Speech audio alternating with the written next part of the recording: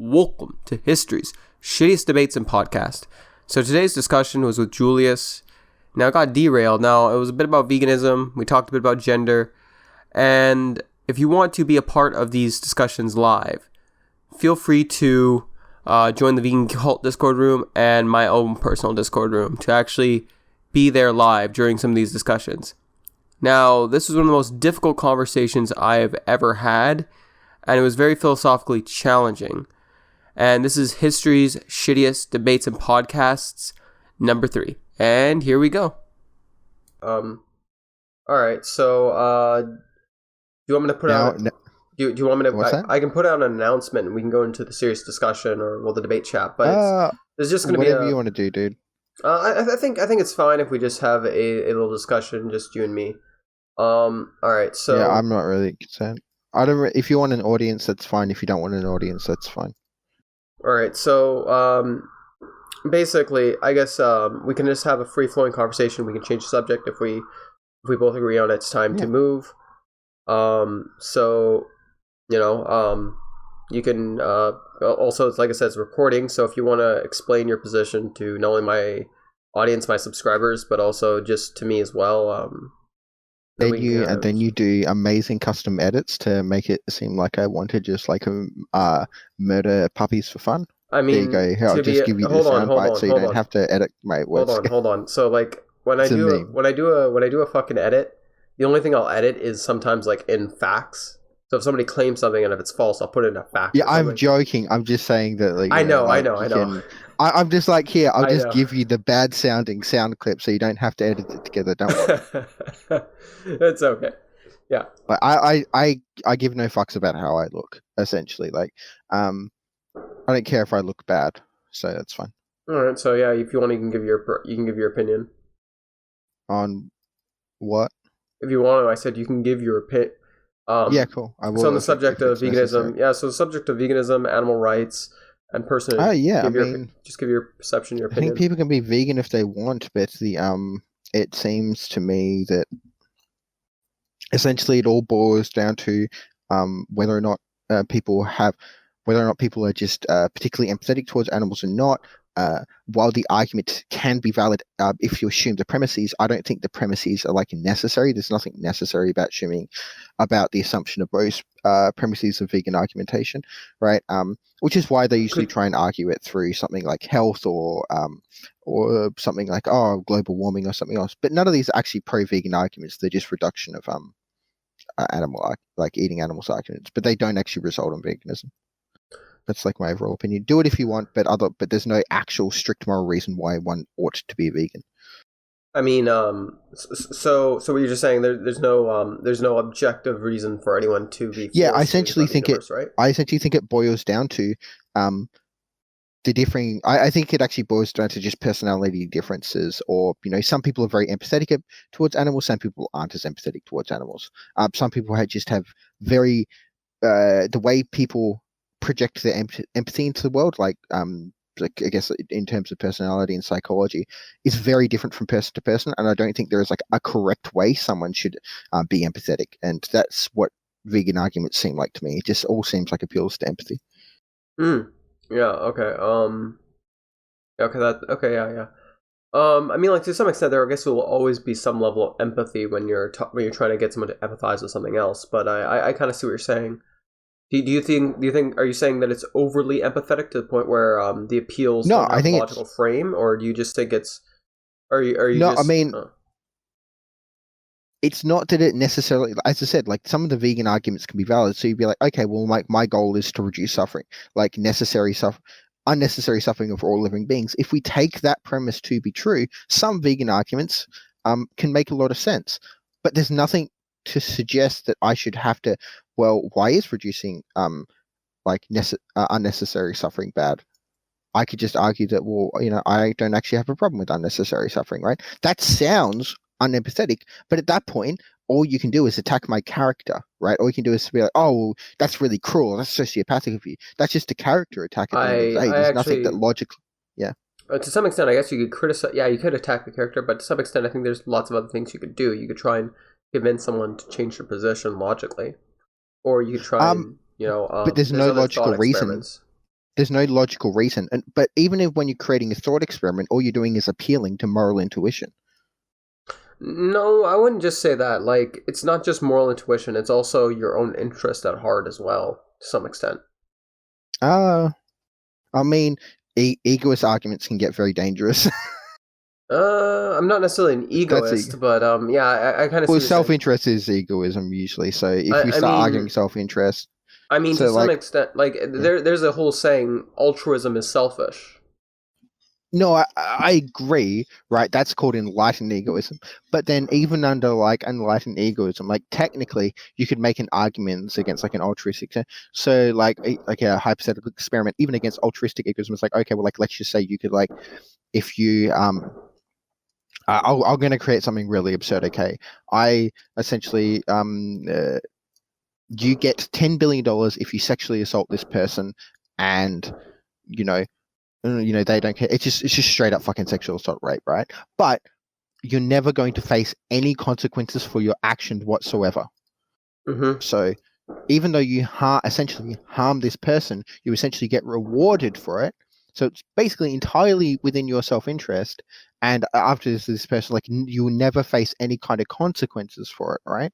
And so you'll never actually, like, even in like an altruistic sense, yeah, okay, well, because the argument under egoistic altruism is that if you want your self-interest considered, you should first consider other people. But if this is never going to get your But I'm self-interest, not. like I other already. people's interest in you revoked. Yeah, but I'm not necessarily an altruistic. I'm sorry. I I'm know, not but I'm just necessarily an saying, like, egoist. this is an argument against altruistic egoism Okay. that actually says that you could, if you run it down to like some absurd conclusion, like an altruistic egoist can't actually argue against that under self-interest, because it could actually be within your self-interest to like rape that person and take $10 billion. And yeah, So I'm you gonna know, keep that in mind for a future conversation. That was one hell of a reductio you just gave me there. So yeah, I know them all, buddy. okay, so can I just explain my position, then we can go from there? Mm-hmm. So my position is animal agriculture. In short, it affects many different things, not only from health, environment, Yep. and then also the philosophical. But the thing is with the philosophy, a lot of people just focus on empathizing with the animal. I also look at it from empathizing with human beings and how it affects human beings, slaughterhouse workers, but also granting animals that we can grant personhood that are not necessarily pests, that do not have certain viral bacteria that don't multiply at an extreme rate. So just most mammals, if we can grant them personhood, there's also benefits to that, and also reducing the amount of domestic violence catching abusers that commit domestic violence before they have a chance to hurt their family. There's actually abusers out there that will hurt animals instead of hurting their wife, yada yada. So when it comes to philosophy, like I said, there's multiple different layers. There's the personhood, there's empathizing with the animal, then there's empathizing with the human beings, and the psychology of the animals and the human beings. So I kind of got to go down a few different rabbit holes. And then when it comes to overall, there's an economic cost at the end of it all. And at the end of the day, I might not be able to convince you to change your values on something, but I might try to say, okay, you don't value this. Well, if it is the case of this, and if you value this, you ought to do this. And if you don't value that, then I'll just try to convince you to perhaps take up my position for values. And like, I'm not gonna force you, but yeah. You there? Yeah, I'm here. So it's you still interested, or? Oh. Yeah, I mean, obviously you can't force anyone else to take the values. I was just thinking about the first position you put forward, and how I think I've argued against one of the best people I've ever argued against on veganism, against that exact argument. But in the end, we both hit a point of conclusion, and that's that I guess like the ultimate endpoint of any kind of environmental argument isn't actually pro-veganism. All it is reduction of animal thing. Because let's just say we get rid of all farming, all Mm-hmm. farming of animals, right? All domestication of animals. I Mm-hmm. could still technically have like a pet chicken or two, or eat bugs, right? Or go fishing as I live next to the ocean as just like an individual. And this would have like it would have such a it would have no actual impact on global warming. I could now my meat consumption or a consumption of animal products, let's just say I've got like a goat and like this is up, right? It would have it would have like a negligible impact. We'd essentially be living an agrarian lifestyle, but it doesn't. But it's not actually a moral argument against eating meat, right? It just becomes well, we'd have to massively reduce the amount of meat we consume, and I can acknowledge under that kind of system maybe, but it's not actually an argument against eating meat because you can't stop me from like foraging, right? Right. So yeah, I wouldn't necessarily disagree with that. Just because somebody cares Yeah. about the environmental aspects, it doesn't mean that they'll value the animal as a person. So should I throw Yeah, down? but that's where like, May I, but you would acknowledge that I could go fishing, hold on. and that Hold on. doesn't Hold affect on. any kind of Hold environmental on. issue, right? Yeah, I do. But may I throw down my Cool. definition for veganism, or at least my current definition I'm running with? Oh, does it differ to the main? Yes. Because Okay. I think the main definition makes me want to jump off a building. Okay. So just 1 second here. So the current definition I have, because I've been changing my definition over and over, and perhaps maybe I'll find one that I can stick with. But wait, where the fuck is it? Hold on. Yeah, I'm sorry about this. I'm so sorry. Just 1 second. That's fine. Oh yeah, it's here. Okay, my bad. Definition. All right. So I will copy and paste. So copied, and we're gonna put this up here. I'm just gonna check this, make sure it's recording. Yeah, still recording. All right. So I'm gonna put in general. So this is the current definition I have.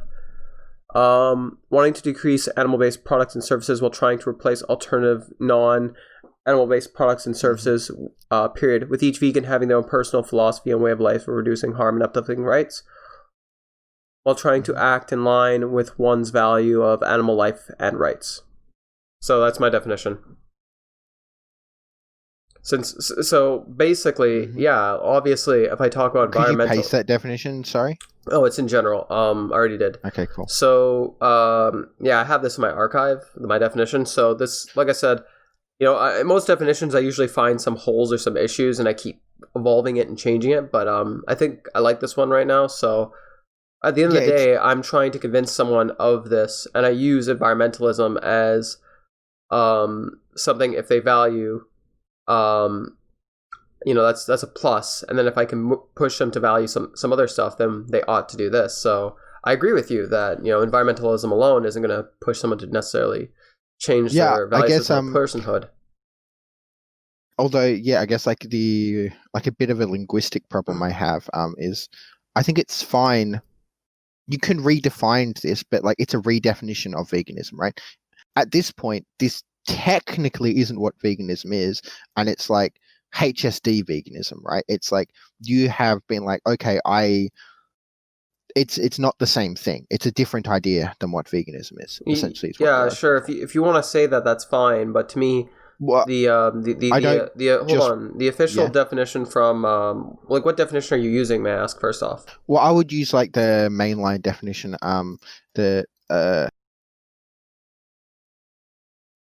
That what? Which is the getting rid of like all unnecessary suffering of like animals, right? Like the animals shouldn't be like exploited or like unnecessary suffering anyway. But the thing is, it's like I think the main use. Yeah. So hey Pocky, so I'm just having a casual conversation, recording it, just so you know. So once again, right. So hey, whoever joined. So we're just having a casual conversation. I'm recording this. No, it's hostile and angry. Yeah. Wait, so what happened? What? Popcorn. This is. I'm just letting you know. This is kind of being recorded right now. Just letting you know that. So you could just add "we are recording" into your name. Goddamn. Yeah, do you want to just go into the debate room? Because like I think people need permissions to talk there. Mind if we just go in there real quick? Yeah, drag. I can't access them, so you'd have to drag people. Or you know what? What's No, I going guess we on? can continue What are y'all here. debating about? What'd you say, Popcorn? What are y'all debating about? We're actually just having a Veganism. casual conversation on veganism. Yeah.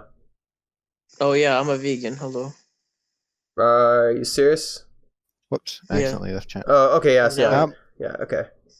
Okay. So yeah, right. I'm having a casual conversation, and this is being recorded, just so you know. So, right, getting back to us talking about right. So yeah. So like, I mean, like with whatever definition you use, and particularly like with the vegan, one of the most popular definitions is with the vegan society. And by the way, Popcorn, you kind of hot miking, so I just really turned you down.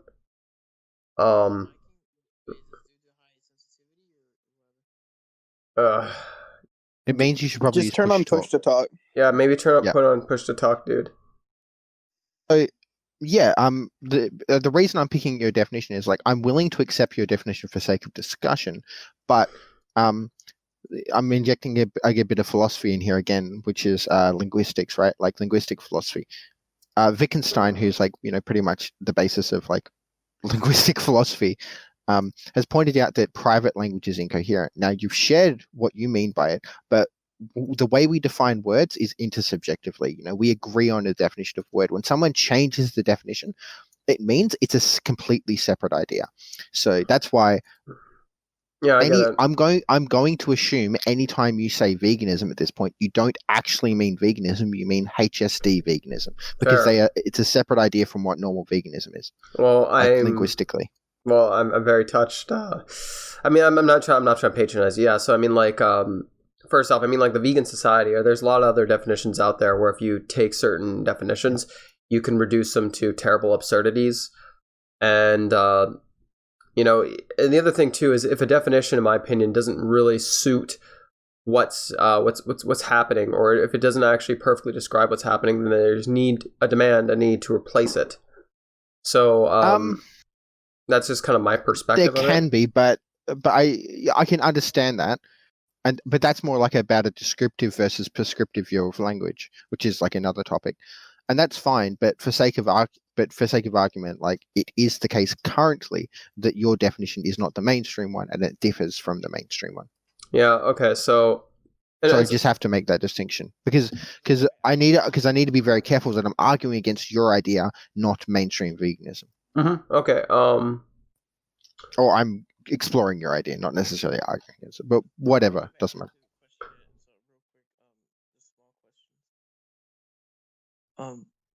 Can a vegan take vitamin B12? Like a pill of vitamin B12? Well, I mean, they're discussing the definition of vegan, but I think generally every single person who I've ever met who would call themselves a vegan would say yes.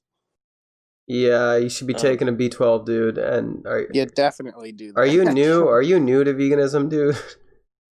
I'm barely. Yeah, before I was vegetarian. Okay. So I'm just getting into. So yeah, you definitely gonna want to take a B12. So anyways, do you want me to call you Cosmic, by the way? Just call me Julius. Julius. Oh, Julius. Oh, I remember you now, Julius. Yeah. If I ask one more question. Got some PTSD there? Oh, yeah. You are very aggressive at times. No yes, disrespect. I am very aggressive at times. Yeah. I'm a very aggressive debater. I know that, but yeah. But did I ever debate poorly, HS? To some extent, I think there was not really kind of. I mean, like, I guess to me, I didn't know you, so it came across as bad faith. But at the same time, it was my perspective on masculinity and philosophy. But that's another conversation I want to have for another time. Oh, what? Masculine philosophy? My philosophy on masculinity, but yeah. We actually had a conversation on that a while ago, and the end of it, I debate so many people that I can't. Yeah, you were a gender abolitionist, and I was essentially to a point. Yeah, and I think the term is gender individualist. Like, I think people should be able to identify with what they want to, and we had a conversation, right? And at the end of it all, we both kind of walked away going. Gender, what do you mean by gender or what was the word? You said gender. What was the word? Oh, okay. This is really going to end up becoming a podcast more than a debate. Oh, no, So just to ask. I'm just asking what you. yeah, no worries. Yeah, I can help you. Right? Do you want to check general chat? Okay, what's in general? Just give me a second. I need So like an example. Actually, honestly, I'm not super familiar with gender individualist or gender abolitionist because these are terms that I've more or less heard from other individuals in philosophy/debate rooms, Yeah. and to me, it sounded like I was more aligned with the gender individualist. So my perspective, Popcorn, is that people should be able to identify with how they want. So if a man, like relative to their sex.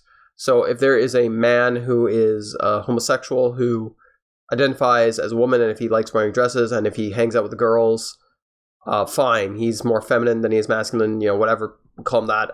If a woman is more masculine, acts like one of the guys, and if she wants to be called one of the guys, then sure, whatever, yeah. Yeah, I mean, it seems like you might have changed your position then. I've changed a lot of my positions. I mean, like, I changed my positions quickly because I value objective truth and philosophical truth and consistency. I don't... The word trees is pretty wonky, but we'll talk about that one later. The thing about dresses is that, I feel like in society we should try to restrict, like just, like in terms of like, because they're having in the society. Dude, stop, write down what you're saying. You've said in terms of society. I think you've repeated yourself 6 times saying like. So take a few minutes, write down what you mean. No, I already know. Because but me and HS are kind of trying to have a discussion here, and it's being heavily derailed. Yeah, it is. And if you want to derail it, it's slightly frustrating, and I have a very limited degree of tolerance and politeness, and it's going to run out very quickly. Yeah. So popcorn, like maybe you should just work on yourself, man. No. Yeah, but popcorn. Like we're not trying to be rude. We were kind of having a discussion. In fact, I'm recording this, and to be honest, it's fine. Like this is a casual conversation. We agreed upon this. But dude, I'm just saying, like, if you want to kind of chime in, please try to say it quickly. And yeah, so yeah, I would greatly appreciate that. And yeah, like you don't like, yeah, I'm not angry or anything. Just I'd greatly appreciate it. But yeah, but it seems like you've come around much towards the idea that I was arguing for at the time. Then HSD. I think I may have had that position, but honestly, well, like gender, like honestly, so to give you an idea, when I sort of created my philosophy on masculinity, actually evolved my view on gender. So I'm going to derail this conversation for a bit because let's have a blast from the past. I always thought sex and gender were the same thing. Attack helicopter carrier, meme on the libs, Yeah, this is probably why I was quite aggressive to watch. Just hold on. And then I started thinking to myself, wait, so if we're creating this idea of what masculinity is, if I have an idea of what masculinity is, if I project that onto other people, then what right do I have to take away that aspect of masculinity from a woman who earns it? And then I have to ask myself, what do I value more? The practical value of a more utilitarian sense of undermining the individual and putting them into a box, or do I value that individual's merits, decisions, and what they've earned? And for me, the question was easy: the individual. I tend to have more libertarian leanings on most things. So, to be honest with you, and when I talked to you, I was slowly turning more and more towards that, becoming more and more comfortable with the ideas. I'm glad to hear that. The dresses, we should try to restrict kids from wearing dresses. That's like evil. Let me know. No, I don't think so. I think it really doesn't matter if a kid wants to wear a dress or a kid wants to wear pants. I really don't think that matters. I mean, like 14 wear a dress. If I honestly, I don't. There's nothing evil about a child wearing a dress. Okay. I mean, that can relate to a whole bunch of stuff. It can relate to pedophilia. It can lead to a bunch of. No, it doesn't. So how does a child? Okay, I'm done. Hey, just if you want. No, we can talk. We can talk about this later. We can talk about this now. It's fine. I don't want to talk like. No, it's fine. Look, he's like 12. I don't want to debate a 12-year-old. It's just rude. Hey, everybody. Everybody, this is being recorded. I'm going to put that probably an announcement right now for the guy that just joined. Yeah. Sorry. Yeah. Okay. Continue. There's nothing to continue. Like, I think we can have a productive like dialogue. I can't have a productive dialogue. I'm just gonna get too frustrated. Like the amount of work I'm gonna have to do to like unpack all of those claims is so huge. Just what do you mean? Just so uneducated. Yeah, so one, you can't just you're asserting claims like you're asserting the word evil. Define what evil even is. Define evil. Let's go. I mean, Let's do because this. kids are too young to. No, define. That's not what I asked. Define evil. Dude, Julius, Stop. he's like 14. He's not going to be able to answer meta. Well then, is there another chat I can go where I don't All have right, to talk to him? Julius, I'd actually appreciate if I could talk to him real quick. Hey there, Popcorn, you there? I'm just gonna mute myself until it's done then. Yeah, Ping yeah, me no when worries, you no want worries, as well. dude, no worries. Hey, Popcorn, are you there? Yeah, How you doing tonight? doing good. All right, so yeah, right. So I'm actually curious. So when it comes to kids wearing dresses, so if a girl wears a dress, do you think that is there a problem with that, or is it only a problem when a guy wears a dress?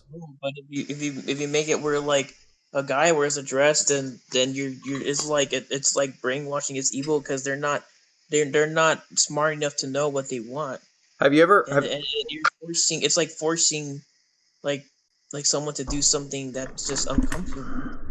have you ever heard of the is-ought problem by any chance, Popcorn? What? You know what? I'm gonna send you a video. It's called the is-ought problem.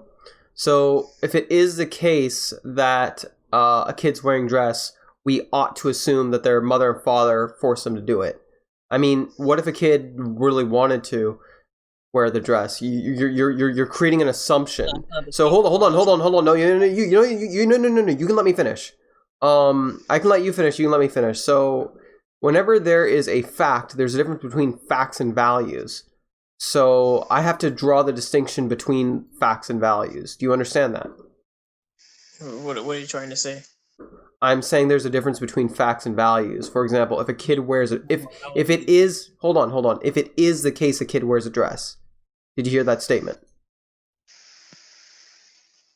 Yeah, but kids should not be wearing dresses. No. You can fucking listen.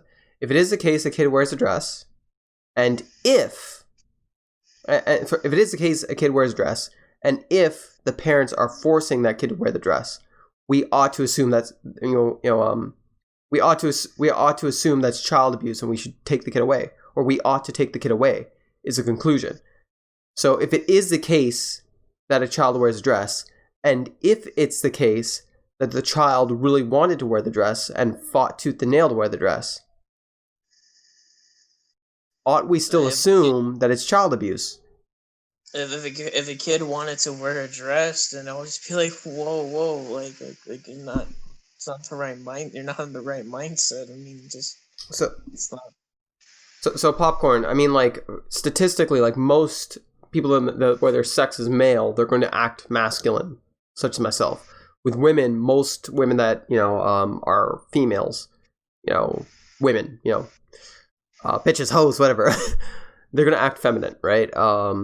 When it comes to the reality of the subject, there will always be a small 1, 5, 10% of people, 20%, whatever. There will always be a minority of people that are going to be, men that are going to be more feminine by nature. And there's always going to be some women that will be more masculine by nature.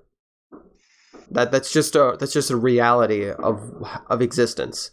You can to some extent change that a little bit with culture. But I mean, like, if somebody doesn't exist within your average spectrum, I don't see what the issue is with that. Why is there a problem? The issue would be that a kid does not even have enough knowledge to know like what they're saying. So like if a kid wants to like wear a dress, a kid's not gonna have any knowledge to know how it can be uncomfortable to do that. So that doesn't mean you should just give them the dress. That's evil. You should just tell them it's not the right mindset to have. Okay. So why is it not the right mindset? Because you just claimed it's not the right mindset. Why? What? Like a kid, it's like imagine if a kid, like I mean, everyone knows that if a kid that's a boy wears a dress, the kid's gonna feel uncomfortable. No, That's no, not that's saying not why true. it's That's not it's not true. That is That's that is no, that is that's a Everyone- fallacy. That is an appeal to popularity fallacy. not a fallacy. No, it is a fallacy. That and is it's you breaking are Hume's appealing. guillotine. Yeah, it's Just breaking. give this kid some videos, Dude, It's not- I already sent him a video on the is ought problem. I Yeah, already no, explained he to needs him. fucking watch that because he just invoked it again. Yeah, yeah, dude, I just Popcorn. DM'd you a video on Hume's was it the is ought problem. So Hume's guillotine. Yeah, It was it's very easy to follow along. I created it myself. he's not going to listen, right? Okay, I don't mean to read. Popcorn, do you understand that you do not have, like, this is like you trying to debate high-end conceptual mathematics with a bunch of mathematicians, and you've just finished learning algebra. I don't mean to be rude. I'm more than double your age. You are not equipped to argue with me and the other people in this room. You need to go learn. And if you engage with us, we're all just going to get very frustrated and be pretty mean to you. It's really simple, man. It's just not. No, It's not. dude, It's not very simple. It's very complicated. You are 14. You do not know what you are talking about. You are actually a child. Hold on here. Dude, you're a child. Hold on here. Hold on. Popcorn. Yo, popcorn. Are you there? Yeah. So, do you know what appeal to popularity? No, dude. Lego. Hold on. Do you know what appeal to popularity fallacy is? What is that? So, okay, well, appealing to popularity. I'll put it in chat. Appealing to popularity is when you use popularity to justify that something's true. Most men will feel uncomfortable. Popularity at Yeah. all. Okay. Are you appealing to When nature? you say then? everyone knows, that's what that That's a means, lot right? of- Dude, So it's either. So are you appealing to nature? What? How do you know that everyone? Like, why do men feel uncomfortable? Is it because of most men, or is it because of nature? Then you're appealing to popularity, and then you're appealing to nature. The Bible says cross-dressing is wrong. So it's religious. The kid has no knowledge of knowing. where does... Dude, all you're doing, like, dude, why are you here? You can't Answer this question. Yeah, what are you trying to achieve right now? Well, I could ask you the same question as well. Yeah, I can explain my answer. What are you trying to achieve? I'm here because... well, then do it. That's what I'm doing. I mean, do you No, think I'm asking why are you here? No, why are you in this chat right now? Well, I can ask you the same thing. Why are you in this chat? I'm here because HSD specifically asked me to come and talk, right? And so I joined to talk.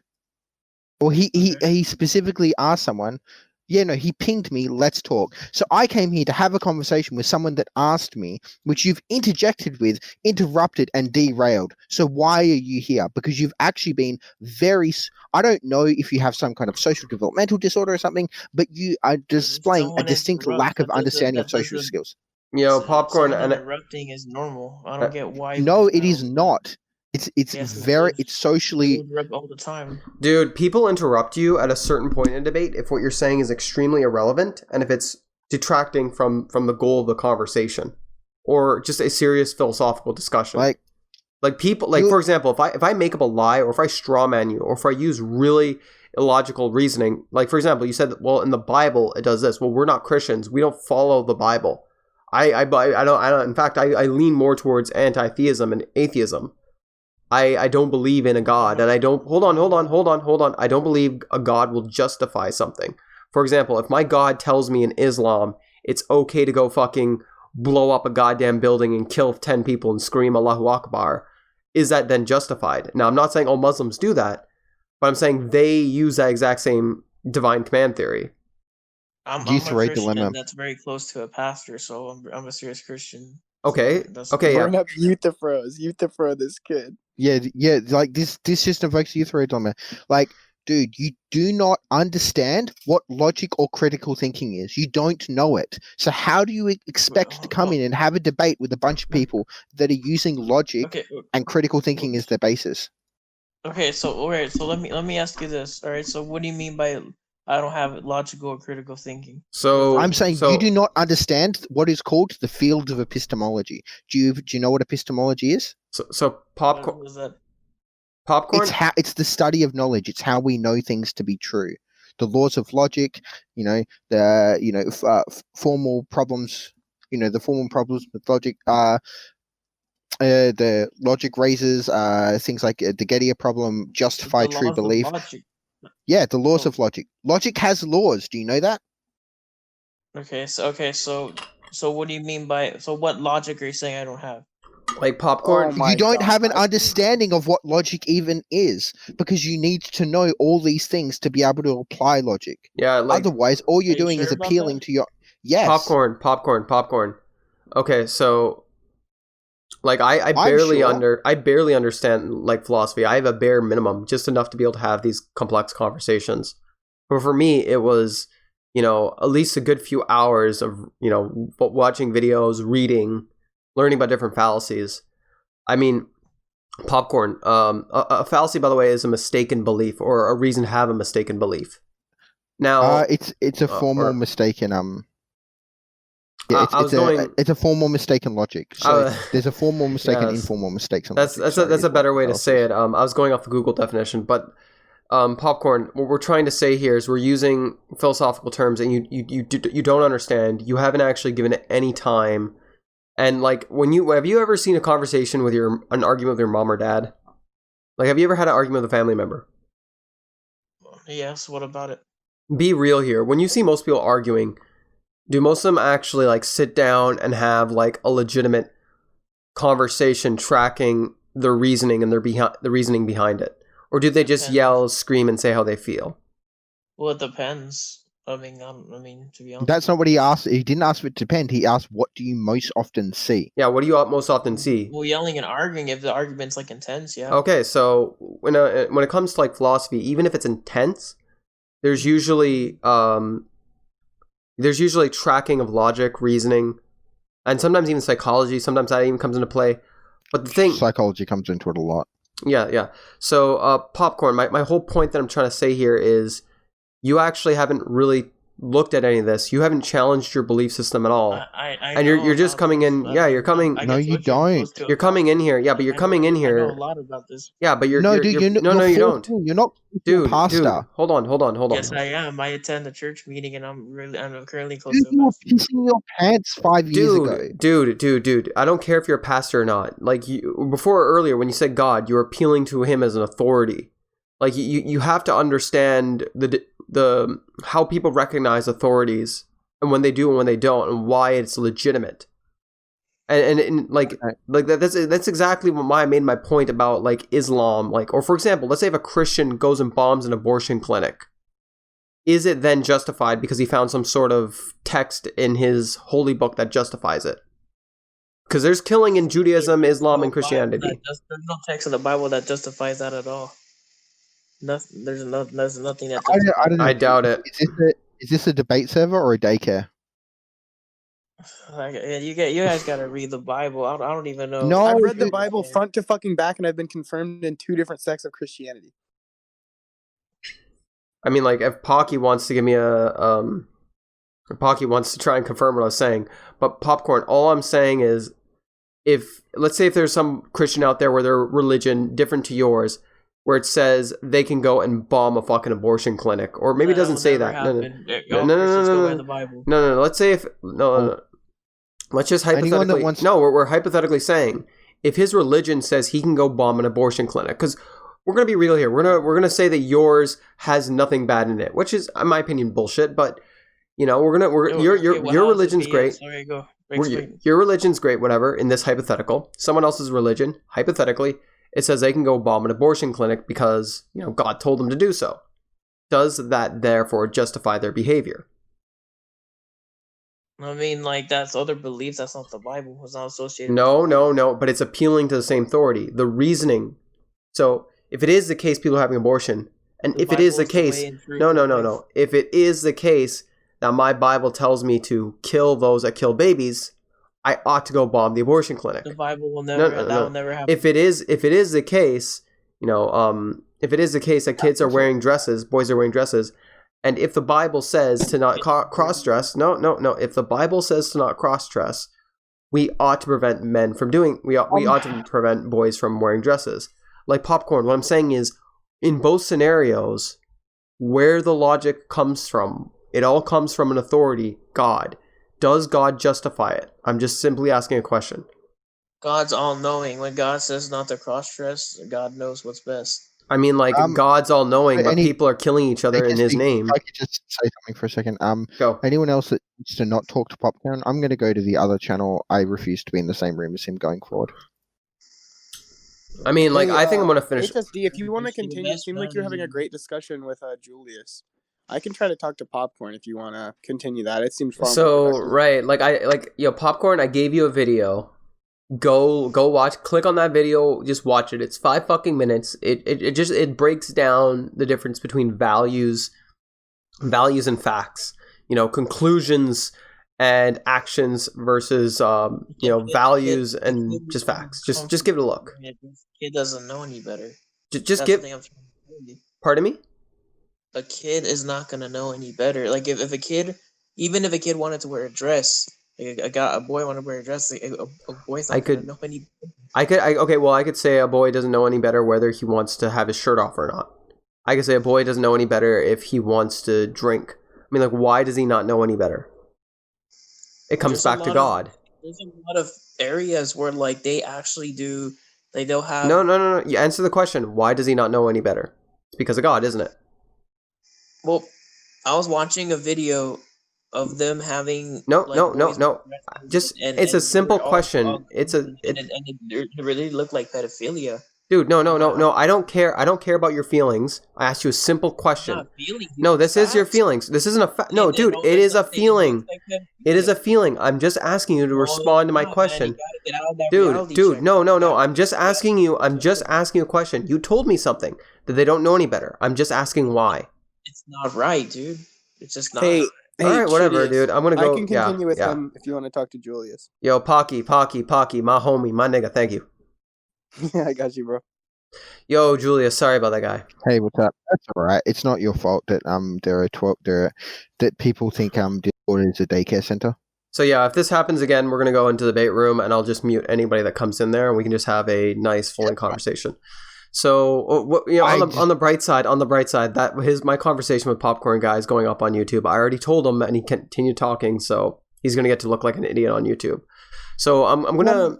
So okay, sorry, you go. Okay. No, I'm sorry. I was just gonna say, like, for reasons, when I come to Discord, I don't want it to be a daycare. I'm just gonna say I'm never interested in it being a daycare center because I deal with that enough in real life. So I'm here to have like conversations that don't involve me babysitting people. All right. BRB for 1 second. I just want to. I have 2 shirts on. I'm just gonna take off a layer.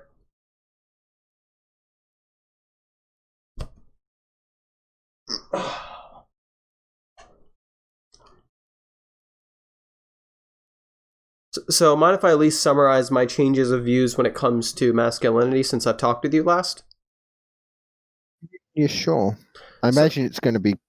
Sounds like it already sounds like it's closer into line to what I argue, but yeah. So basically the same shit as before. I believe in the virtue ethics of what masculinity is, but the thing is I don't hold a sex to masculinity. Anybody, in my opinion, it's an idea, and I value truth. Oh, you go. Okay, yeah, you go.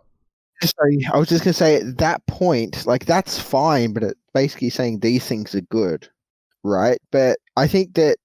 But I'm sure you recognize that what is masculine and what is feminine, like, is pretty flexible and changes over time. It sounds like you're arguing for, like, I guess, like a pretty positive concept of masculinity. A lot of people say that, but I wouldn't even necessarily say that. I see it as something.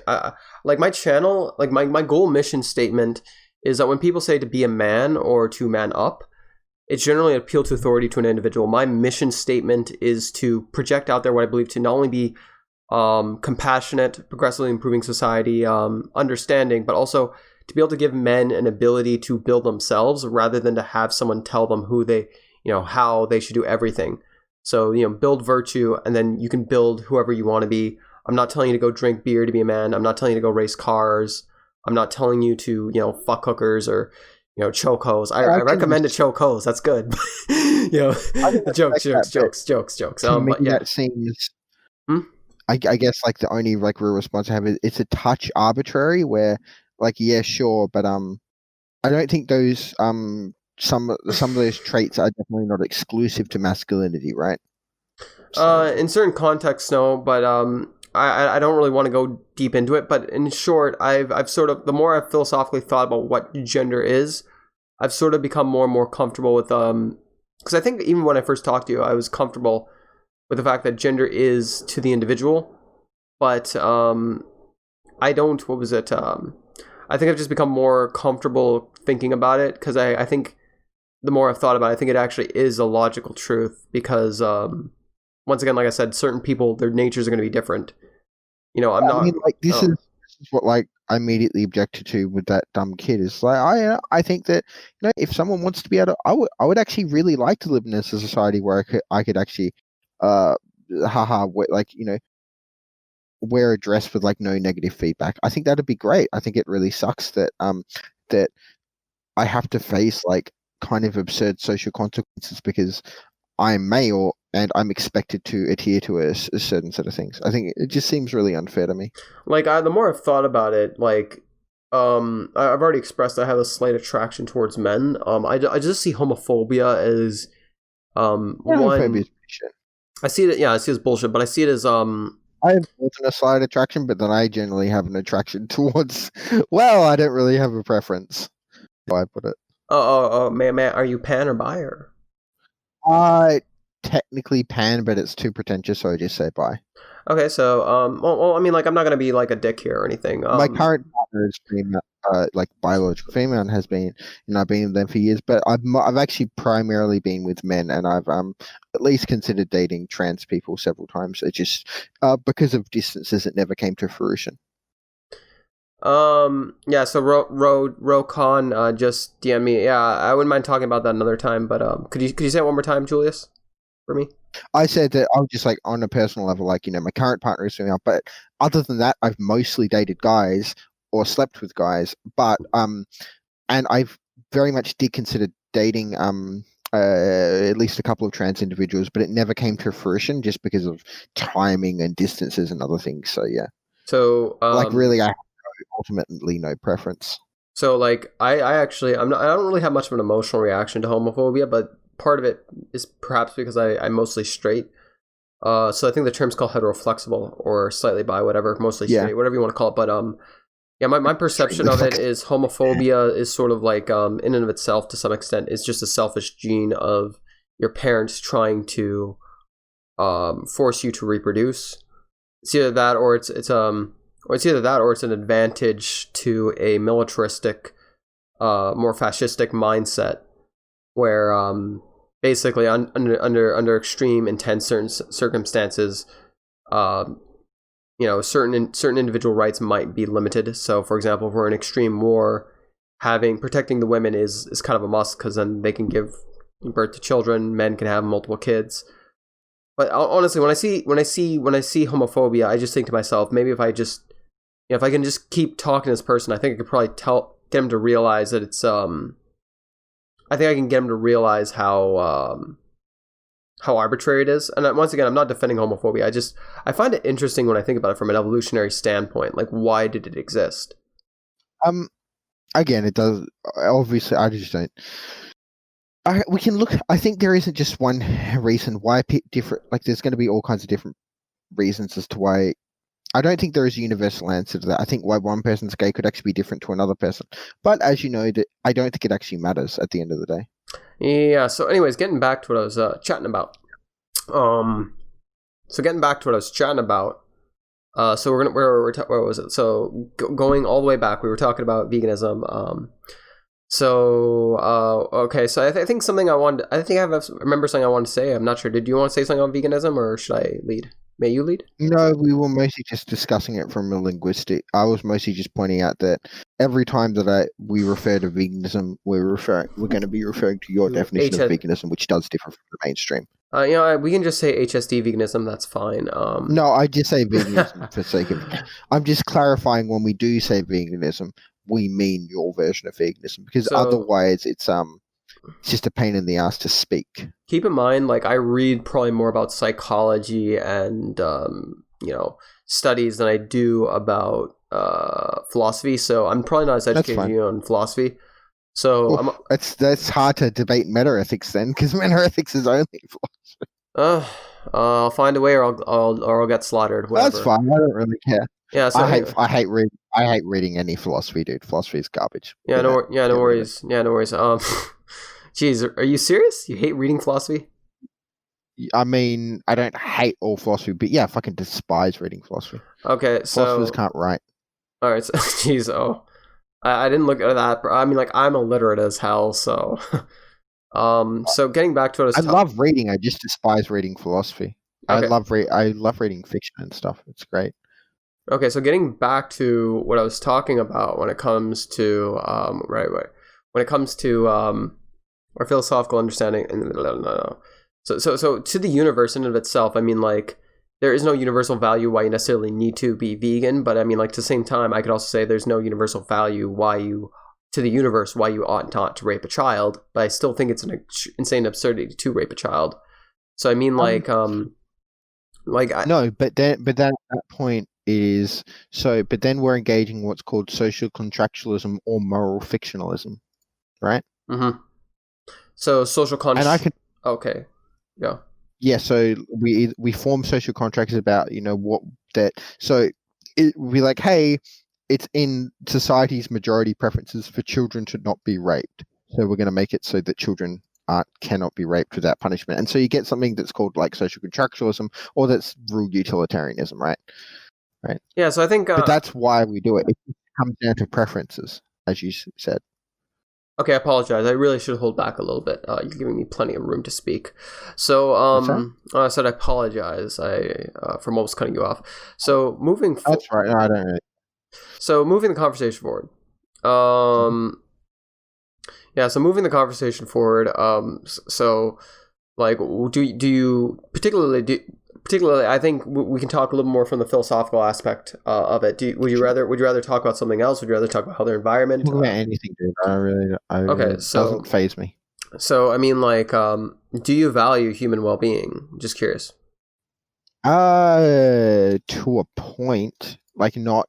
I'm not sure I would value it to like an absolute. Like in an absolutist way. Like I obviously value my I think human well-being is kind of pretty important, but then like I think that in many cases human well-being becomes the second, like, I guess like a pretty easy argument is just like you can say that human well-being is valuable, but the second someone else is trying to like end someone else's life, it's like, okay, well, the person who's can act in self-defense and like literally kill the other person to preserve their own well-being. Right?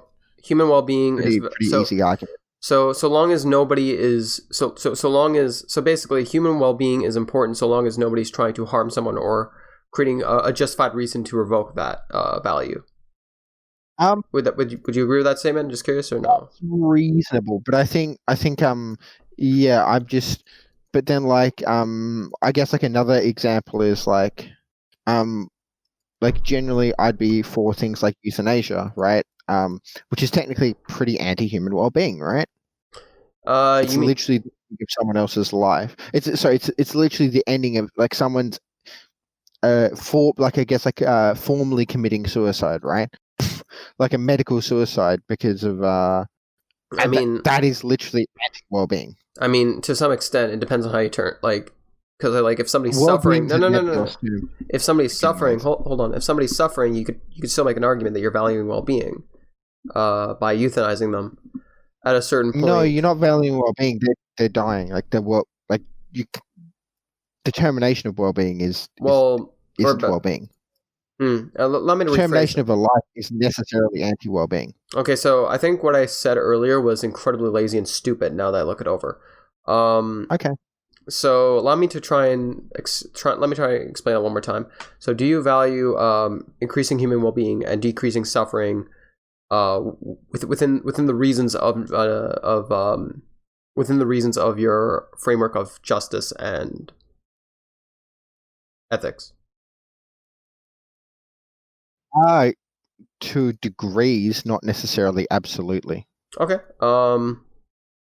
So, I mean, like, one way I can look at it is particularly from a human empathy link between animals and humans. If you want me to, I could give you my the link to my archive Discord. I value, so in some cases, I might actually value my own, again, this is where I'm going to sound crazy, I probably value my own pleasure above some of these things sometime. Okay, so yeah, you may, but then once you do, then I can try and maybe convince you otherwise to change that position. If not, oh well. At least I tried. As they say, at least you tried, right? In particularly when it comes to I could talk about this from multiple aspects, but I guess I can start off with slaughterhouse workers and how it sort of affects them. So, or before that, actually, you do acknowledge that animals are sentient and they are conscious. And they experience mental health issues. Some animals. Well, obviously, like clams and shellfish, they're not. There's no evidence that they're sentient. There's no evidence they can feel pain. But like pigs, cows, chickens, that they are sentient, they can feel pain. Do you acknowledge that or no? Oh, so, that kind of thing. Yeah, but do you acknowledge that or do you deny that? Just curious first. Yeah, no, I acknowledge that, but I just don't think that's necessarily meaningful. I mean, laying down ground rules is helpful. No, I agree. I'm agreeing with you, but I guess my counter response is that I don't think that so there's it wasn't a gotcha. Yeah, it wasn't a gotcha. It wasn't a gotcha. I'm not saying it's a gotcha. I'm just don't worry. You have to try a lot harder to get me with the gotcha, okay? Yeah, mic drop. Animals are sentient gotchas. Mic drop. Done. No, God, no. But I can just point out the fact that we by the fact the way we engage in war or the way we engage in if you actually seriously did a counter argument is the way we engage with war or the way we have the death penalty in several places or with the way we engage in the self-defense shows that we're actually okay with killing sentient beings or even abortion, right?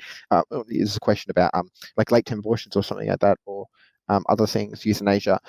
It seems like we're okay with killing sentient things. It's just a matter of it's just the lines drawn in all different places for all different reasons. I got a BRB for a minute, so I'm gonna mute myself and be right back. Is that okay? Yo, you okay with that? Okay, hold on.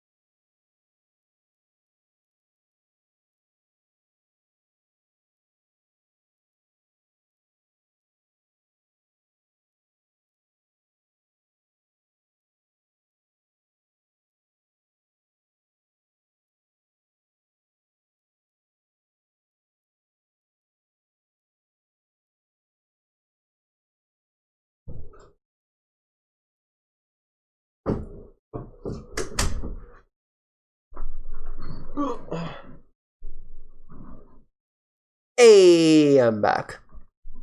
Mm-hmm.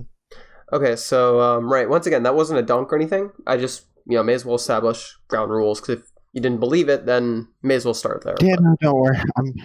I pretty much know all these things. So, do you agree that plants are not sentient? First off, they don't feel pain. Just curious. Or sorry, we don't know. I'm sorry. Well, we actually do know that trees are communicate with each other and do a bunch of other stuff.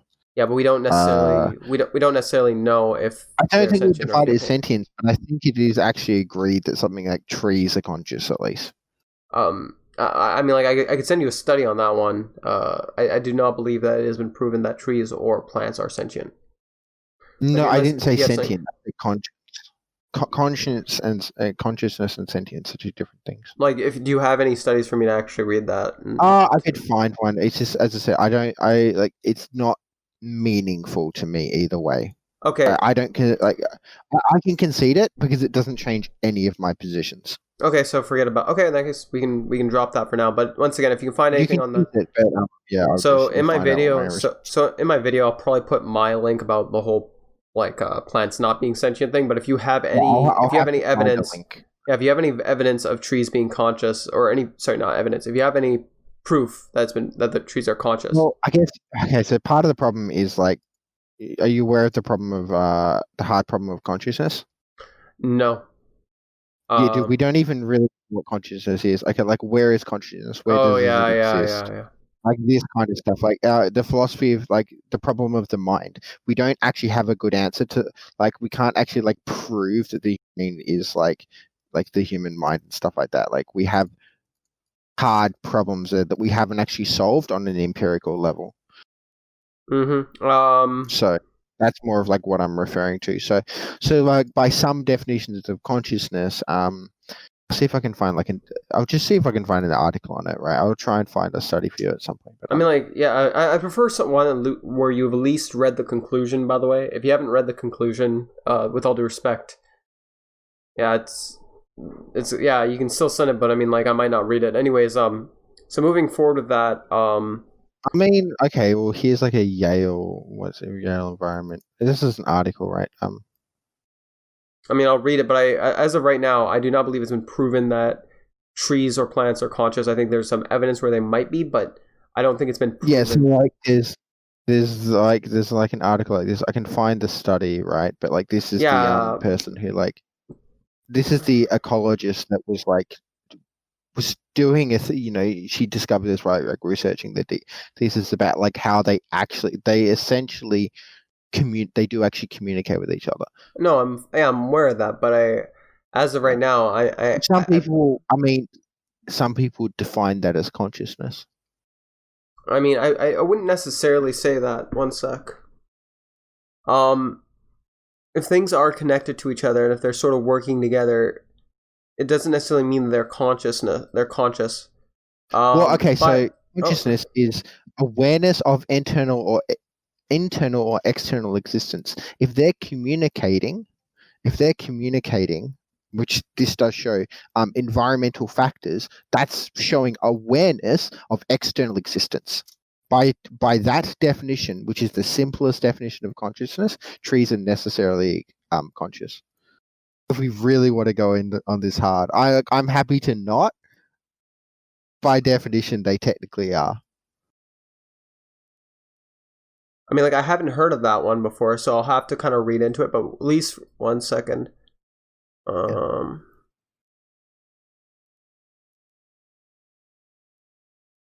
This is the simplest definition of consciousness. I'll post it in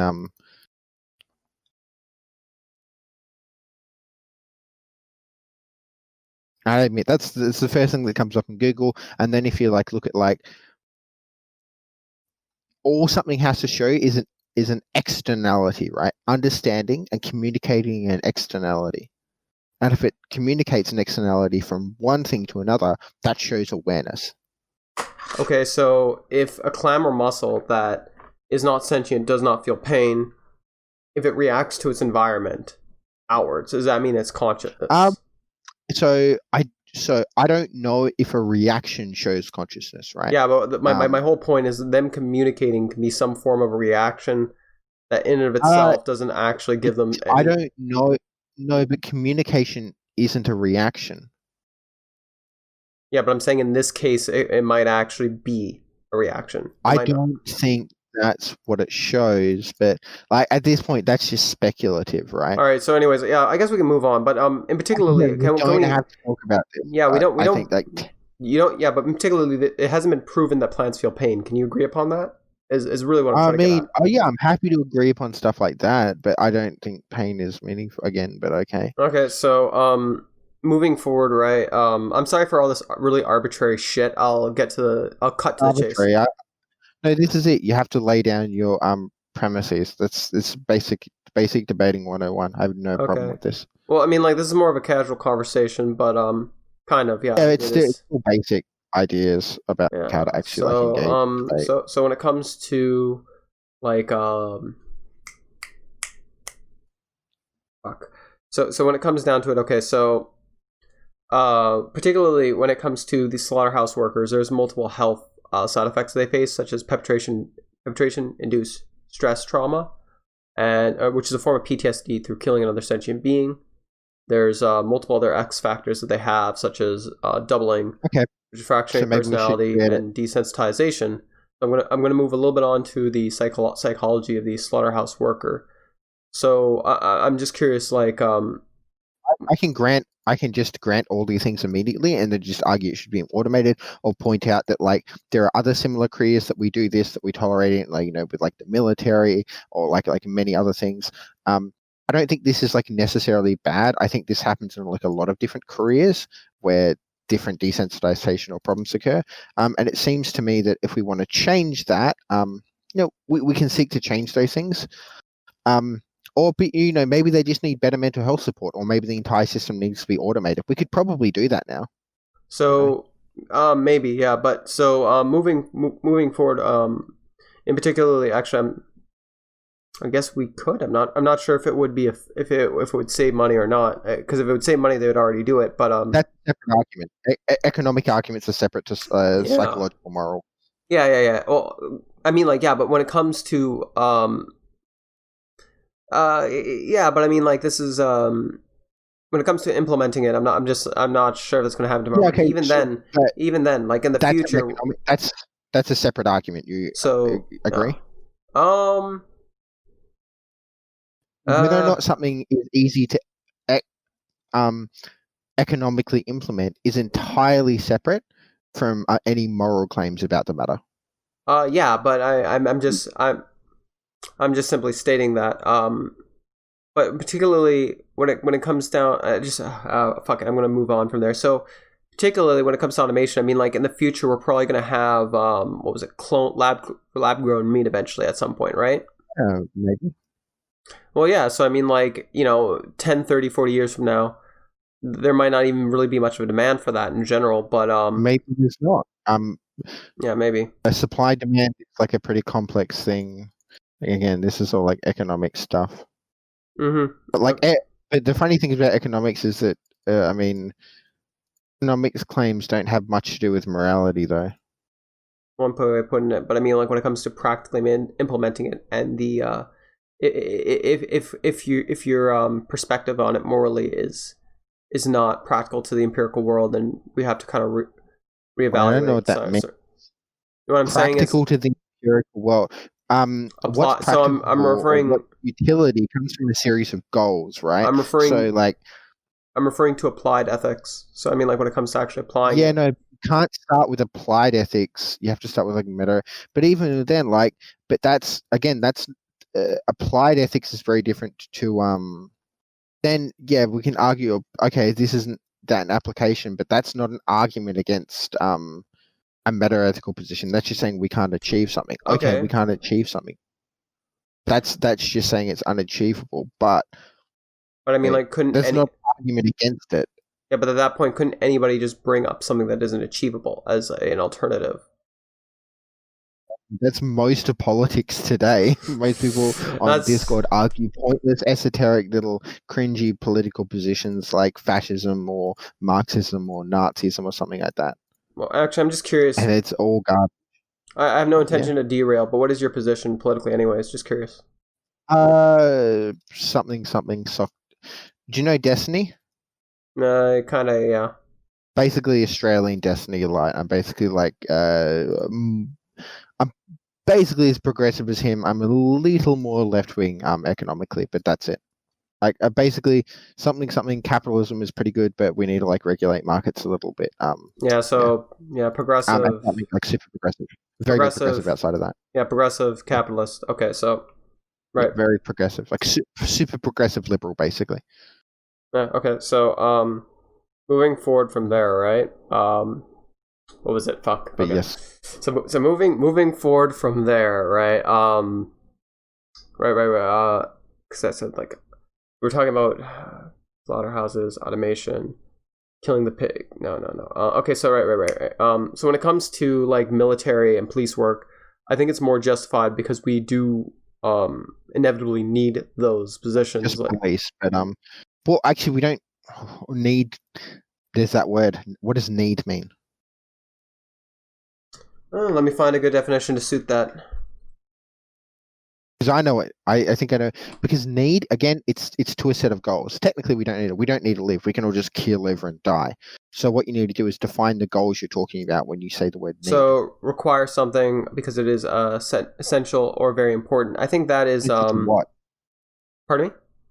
Essential to what? I would say it's essential to society. Like I think military. I think it's essential to. You could say that it's helpful or productive. See, I think the word essential is really dumb. I think it's positive or productive for like a functioning society, sure. But I think the word essential isn't particularly the best. This is what I'd say. Well, I mean, why is essential not sufficient? Because it kind of just begs the question a little bit. It's not technically essential for society to even exist, right? Like at that point, it just begs the question and shifts it back, right? Okay, so yes, it is essential to that, but okay, well then I just reject it. That's like something we need to have, and then okay, I can just. It's like the moral anti-realist line, right? So can you? So what was the word that you preferred?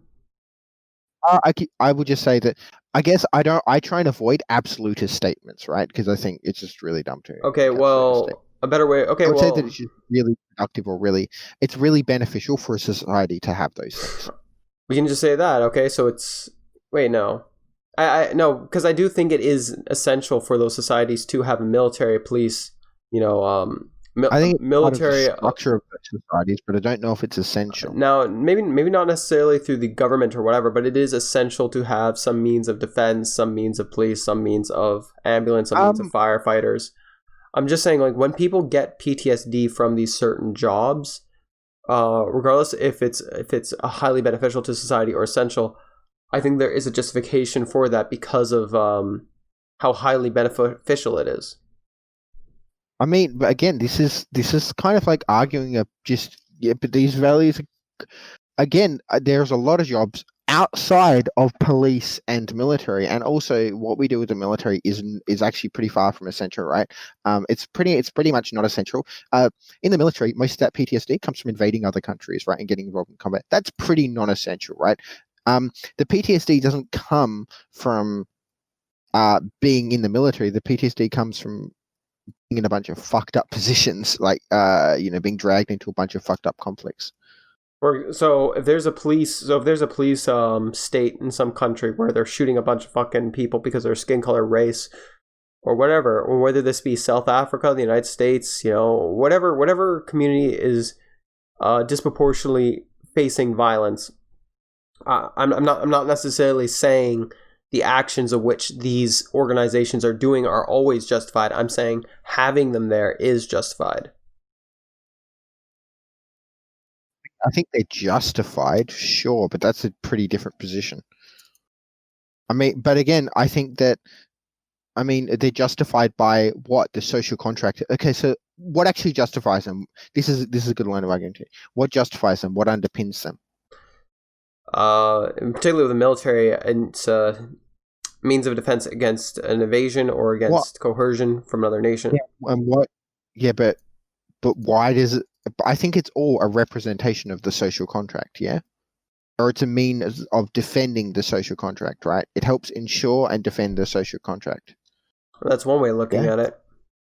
I haven't really looked at it like that, and particularly in depth. Like I said, I haven't read as much about into philosophy as you have.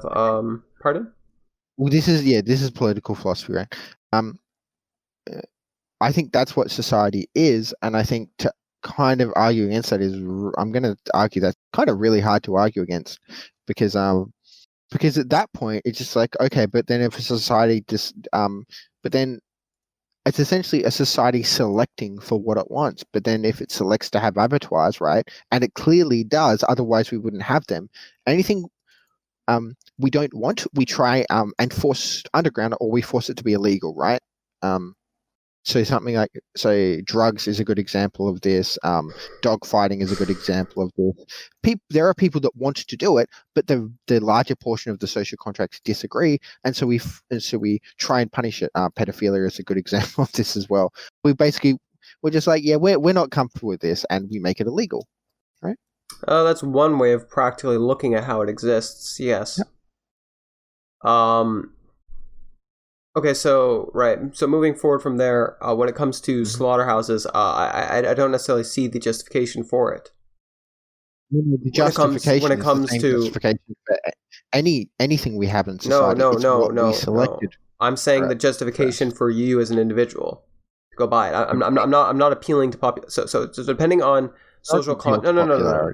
When it comes to social contract theory, so for example, I agree with you. One of the reasons why pedophilia is illegal is because the larger majority of the population just agree that it's something disgusting. We agree that that we should not agree with pedos.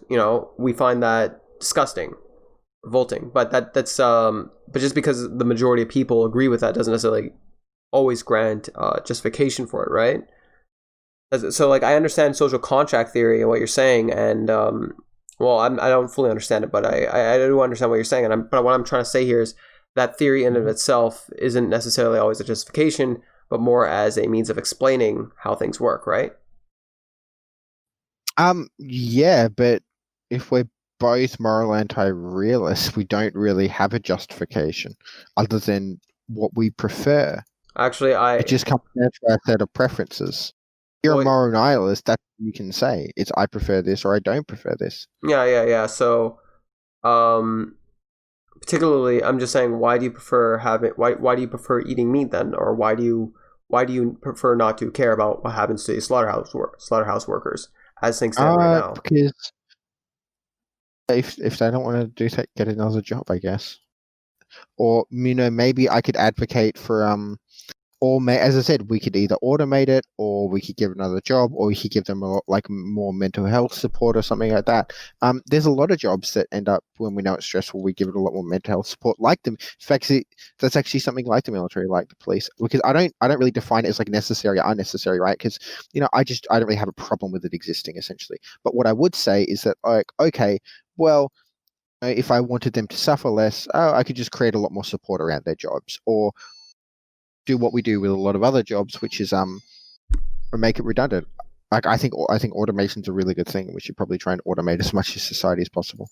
Mm-hmm. Okay, so yeah, like I agree with you. We could eventually automate it away, but as I'm just saying, but as for things stand right now, actually, I can. By the way, I can give you. Hold on. In a moral vacuum, that does take away your argument. Yeah. Pardon me? Well, like the meme that I'm making here is, in a moral vacuum, that does take away your argument. No, because actually I have a lot more to add to this. If this was the only position, then yeah, I would agree with that. But this is kind of like where I started, and I haven't really. We're kind of getting there, anyways. Julius. So get there. Yeah. We're getting there. So first off, would you like a link? Would you like a link to my archive? Because I do actually archive a lot of this data. If you want, sure. Well, I mean, like, if you want to, if you don't want to, whatever. I mean, I might have a look at it briefly, but I just remember most things. So okay. I've got a really, really good memory. I usually don't fit. Like, you can link it to me. I'll probably I might have a look through it. Maybe there's some useful stuff in there. So yeah. So yeah, okay. So particularly when it comes down to like, what was it? When it comes down to workers. That's just one aspect of looking at it, is obviously how it affects them and their mental state, right? And don't get me wrong, from like a meta-ethics standpoint, you do have a point that automation. Pardon me? What if my response is entirely, okay, well, I'm just completely sadistic and I actually want these workers to suffer? Well, then I'd try to change your position on that. You can't. That's my values and preferences. I want other people to suffer. Done. Really? I do. Well, no, but like, let's just. I mean, in a fun sense, I am. But that's. I mean, like, I have other tools, but I have other tools for that. But I'm not really done with. Change my you can't change my underlying set of preferences. Like I that's have. what, like I've I don't think that changed. makes any sense. All right. Well, I've changed other people's preferences before. So, I mean, like there was one person who I talked to where I asked him if he would be okay with somebody raping a woman and that woman having a baby and me killing that baby the moment it's born, and then somebody raping that woman again, and then that woman having a baby, and then me killing it, and him just watching it every 8 months or 9 months or whatever. I asked him, would he be okay with that? And the dude said he would be okay with it, but I was able to change. So I mean, like, yeah, I think it is possible to change people's preferences. You just through a conversation. No, I think all you're doing is revealing underlying conflicting values and then forcing a change. I don't think I think people's values can change over time, but in an argument, you're not actually changing anyone's values. What you're doing is revealing that there is a contradiction in something that they're holding. That's one way of looking at it, yeah. I would argue it, yeah. No, that actually is a better way to rephrase it, but even then, you pretty much just say about anybody's preference that they hold. They might actually have some sort of underlying contradiction they might not realize. Because values is something we feel, right? So like people's feelings don't change on a dime. People's feelings have to. What you do is you reveal what's called a cognitive. Like this is psychology, right? You talked about psychology before. You reveal the psychological cognitive dissonance that they're holding, and then force them to reconcile those things. Resolve this cognitive dissonance. But once again, I just want to go back to as things stand right now. Why are you okay with like why do you believe? So I want to hear this one more time. So why do you believe it's justified with what these workers have to go through as things stand right now? Because I'm in like a capitalist sense. I know they could work different jobs. I'm not particularly interested in regulating the market in that sense. I don't really have a problem. Like people work all kinds of shitty jobs that impact their mental health. Once again, I'm mainly referring to you supporting these industries. I'm not even necessarily. I'm not like legally from a standpoint. I don't want to make these things. Are you just asking why I eat meat? That's one way to put it. Yes, I mean like don't get me wrong. I should actually rephrase myself much better with you. It's my fault. So rephrasing that, why do you think it's okay to support these industries as things stand? Because right now, problem with the industry is that so that's the most honest answer, right? That's the most basic bitch answer.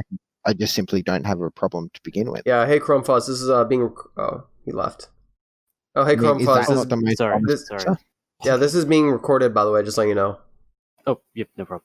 Oh. Yeah, you can butt in if you want here and there. This is actually a casual conversation. This is like a free. We decided we were just gonna have a free flowing conversation. Okay. I think that's the most honest answer I can give, right? Is essentially, I don't care. Okay, so why don't you care? So simply, why don't you care? Because I don't. I have no particularly strong feelings on the matter.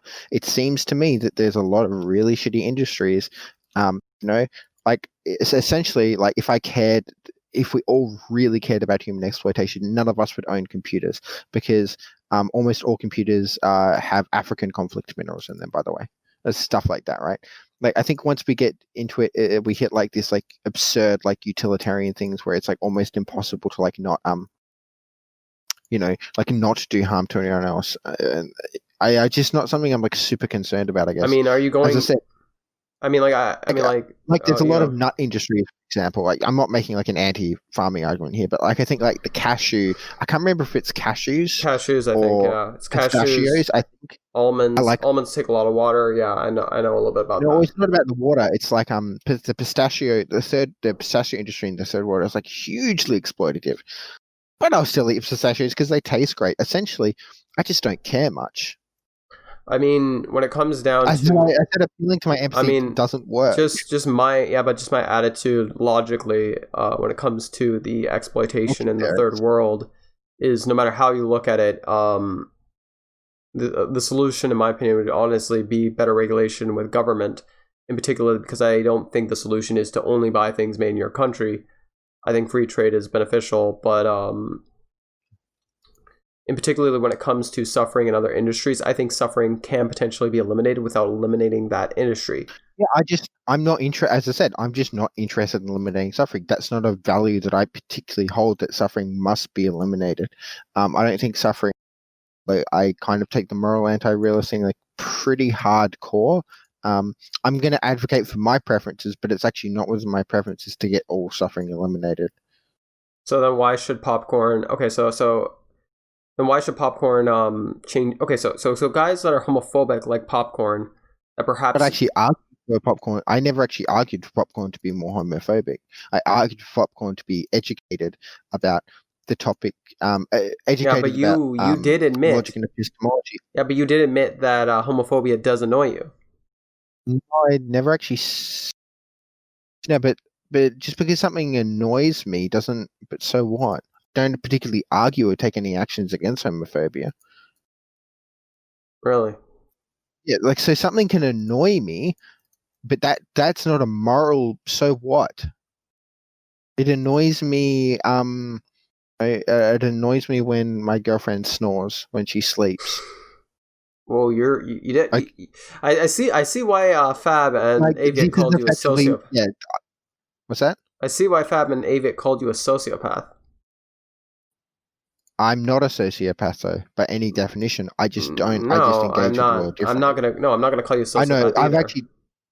It's fine. You can call me a sociopath, but what I run into is the sociopath's response is, "What? You don't share the same set of feelings as me? You must be a sociopath, right?" But you understand, like, my counter position there, where I said, "Well, if I just say that, like, hey, I don't. Let's just say, like, I really don't like what is it? To say something like, his behavior annoys me, my girlfriend's snoring annoys me, doesn't mean there's any immoral behavior occurring, or that I need to seek to change everyone's nature or seek to change much about society. Things can annoy you without taking actions on it, right? So here, I'll give a good political example. I'm actually pretty anti. On a personal level, I'm very anti-drug.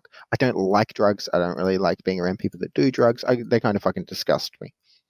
However, I don't use that to inform any of my political positions on the matter. Because feelings are not...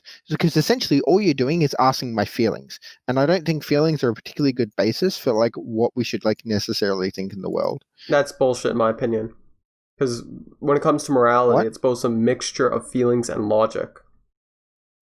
Appeal to emotion is a fallacy, though. And alone it is. You can actually... Yeah, but anything you do in life can have some level of emotional meaning. So long as you can have some sort of trait with that, you can actually avoid an appeal to emotion fallacy.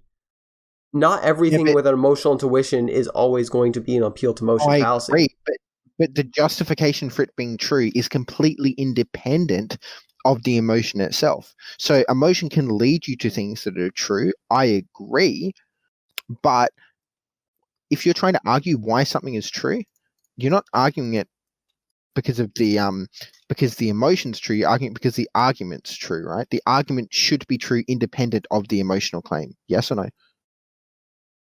Yes. Okay. So if I don't emotionally care about something, then you should not be using... Your argument should be able to stand whether or not I emotionally care. Much like, so, which is my point, right? And so I can give a similar response, like to the drug thing. I don't like drugs. Technically, I'd like to see it mostly out of my society. However, what I'll do is be like, okay, well, I know because, like, I can't really do that, or, like, there's some, like, really absurd conclusions from that. Like, the best thing to do the best way to address it is actually to, like, decriminalize it and like legalize it, because I can get, like, a lot better help for these people, and it actually ends up, like, reducing drugs more this way. Or, even if people do use drugs, we get a lot of taxes, which benefits society in other areas, right? Okay, so right. That's actually an argument from self-interest. It's not actually an argument that I care about, like, I don't care about these people. That argument is entirely, like, a self-interested one, right? Mm-hmm. So the ways for me to best achieve a different set of goals. To me, it sounds a lot more like you don't really care if there's a justification for slaughterhouses. You just don't care, particularly from your preferences from a value place. Am I correct? Yeah, like, there's no values I have that slaughterhouses shouldn't exist. But if someone wants to argue that, like, I would argue that we just have, like, better, or maybe even, like, free mental health support, or maybe we should look towards the automation of these get in there a little bit? industries or something like that. Yeah, sure. Yeah, I'm sorry. It's just because there's something I wanted to say earlier. I mean, like another thing particularly. I mean, like when it comes to veterinarians. Now, keep in mind, I do understand veterinarians are going to be more likely to be empathetic towards animals. Even amongst veterinarians, I do have one study where they found 11% rate of traumatic stress symptoms within veterinarians. I had to put down animals. Oh yeah, dude. There's also a great thing where but my point. Hold on. I'd like to finish. So like my point is even if we manage to create better conditions, create less working hours, even if we created more workers, you would still have these exact same problems, maybe at a slightly less rate. But if you even increased more workers by decreasing hours, then you actually affect even more people through this. Much care then. Yeah, just much care at the end of the day. Like these things. I don't have a problem with like some kinds of like suffering existing in society. It's like not the greatest evil to me. Do you know what a really good example is? Like, do you know which medical job has like one of the highest burnout rates in existence? What? Child obstetrician. Child what? Child obstetrician. What's that? Obstetrician is a cancer specialist. Oh fuck, that's terrible. Yeah. Imagine doing that job, dude. Imagine the fucking mental health negatives and payoffs with like doing that. Well, what's like? I think it does have a little like, more. Arguably, from a mental health perspective, that's like one of the worst possible jobs to ever take as a human being. You literally just get to watch children die all day. But I think you and I both know it's kind of it's not. I think we can both agree it's not the same comparison, though, right? No, but I'm saying that just appealing to like a job being suffering is like, well, no. My point is like, there's a lot of jobs in society that like cause the workers to like have pretty shit mental health thing. Like technically, like I don't know if you know anyone that works nights for most of their life. Yeah, but this is kind of like. I'm sorry, you go.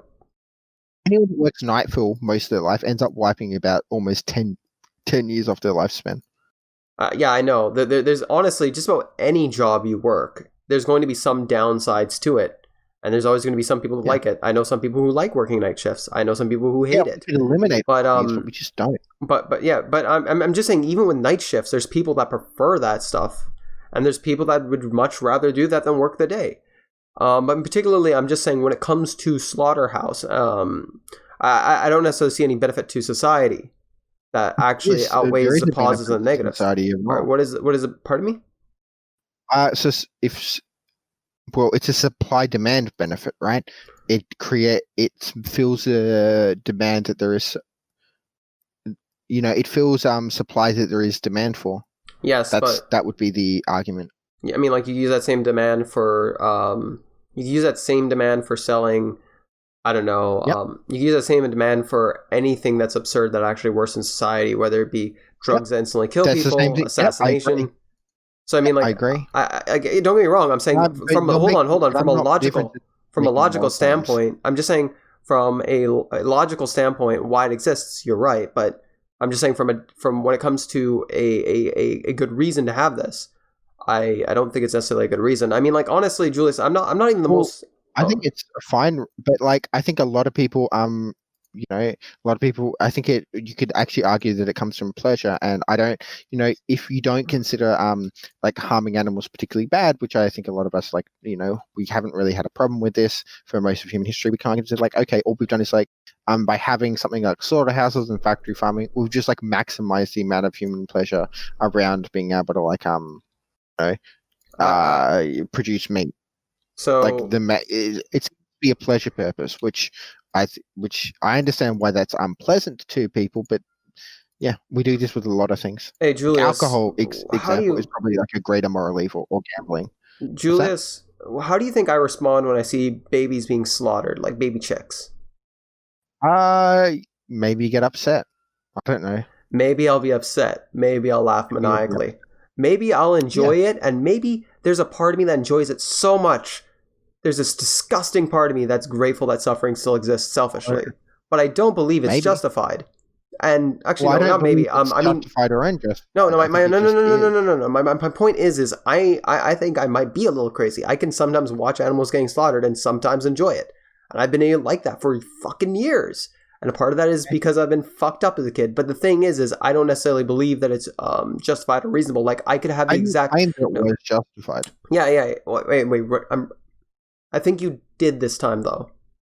No, I said that, so like I misunderstood. gave a possible justifier for it, right? I said that I think it just essentially comes down to something like this. It comes down to some kind of like the justifier for it essentially just comes down to, what is it? Sorry, let me piece together my big boy words. My brain's failing. No. Take your time. Actually, could you give me one so second? the justifier for it is like, human. If Julius. most people don't grant moral agency to animals, which most people don't, Julius, then the I need to yeah. I need to go get some water real quick. So Okay. Actually, could you take you could probably take like a few seconds to actually put your words together. I'm sorry. I'll be right back.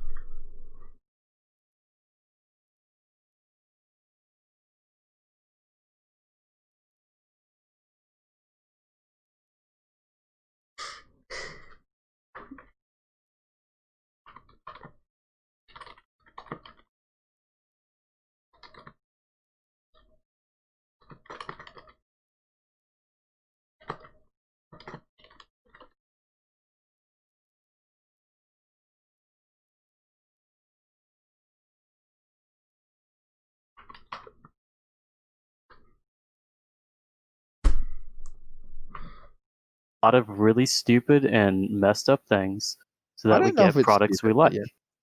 yeah. I mean, yeah. oftentimes it is stupid because we're not thinking through properly the. I think we are. I think we just end up preferencing what we do is it's a value judgment. And what we discover that humans are kind of like selfish, and we Oh, just yeah, of what we course. end up preferring is a bunch of like.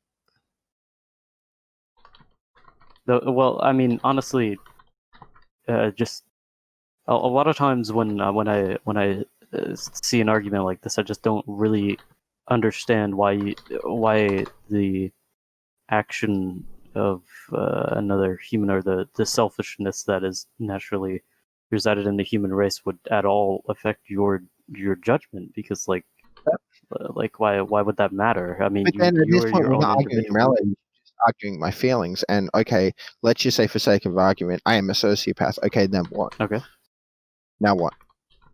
I don't know. Is I'm a anything I'm doing sociopath. morally wrong, or is it just unpreferable to, or is it just your feelings versus my feelings? And then you win because there's more people that share your feelings than my feelings? Is that all it is? Sorry, I got lost. Okay, so let's just say for sake of argument that I'm a sociopath. Okay. Yeah, you following? Yeah. For sake of argument. I get accused of enough anyway. Mhm. If I'm a sociopath and you're not a sociopath, Yep. then it's incredibly easy for me to think.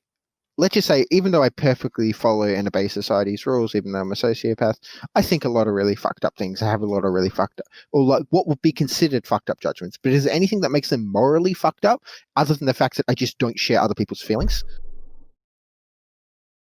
Is that it?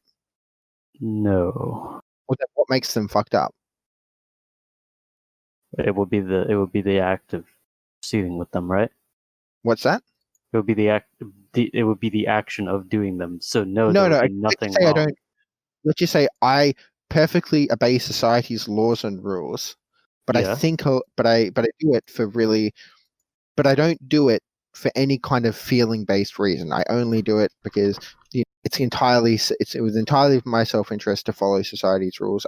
Because otherwise society will pretty much fuck me up. Sure. Yeah. What's wrong with that morally? Morally? Yeah.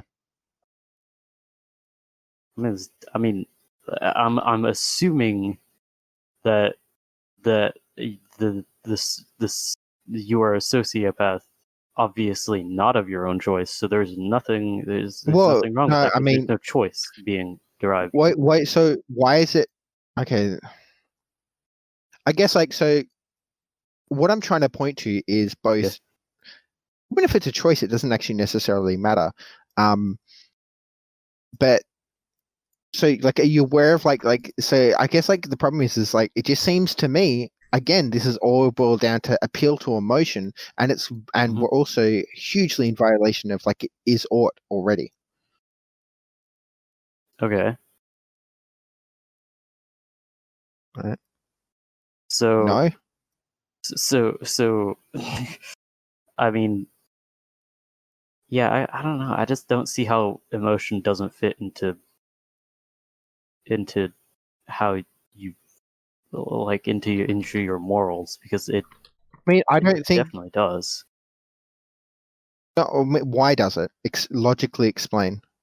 Because your thoughts are derived off emotions and logic, and even if you try to if you simply try to set aside emotions, your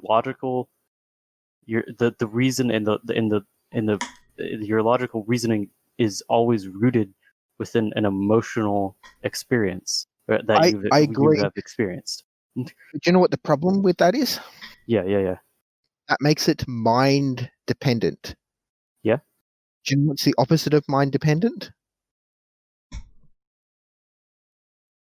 No. Mind independent, which is objectivity. Okay. It means that it is impossible to be objective, that it literally comes down to subjectivity or intersubjectivity. Yeah. Meaning moral objectivity cannot be achieved, meaning that you're just saying that yes, it comes from these things which are a matter of opinion. Yeah. And we can come up with justifications and principles and have like more consistent systems, right? So what we're doing here is trying to have like the most consistent set of principles that we come up with. But different people have different feelings and emotions, right? Now, if Yeah. I don't have feelings and emotions on the matter, there's nothing you can say that objectively makes that wrong, except for the fact that you have. All you can do is say that, well, my set of feelings and emotions differ from yours, and most people's sets of feelings and emotions differ from yours. But you can't say that's wrong, just that it differs. Yeah. So I'm not arguing that you can't use emotion, but I'm saying nothing makes your emotional appeal more correct than my emotional appeal. You can't say caring is more correct than not caring in any kind of logic or any kind of mind, like any kind of objective sense. Well, okay. Let's see. To do so violates Hume's razor, Hume's guillotine. Hume's razor, that's a new one. So Hume's guillotine. Sorry, not Hume's razor. Okay, Did Hume go emo? Did he get a razor blade? I mean, they're all called, like, a lot of the logic. They're all called logic razors. So you can refer to any of them as a razor. So as well.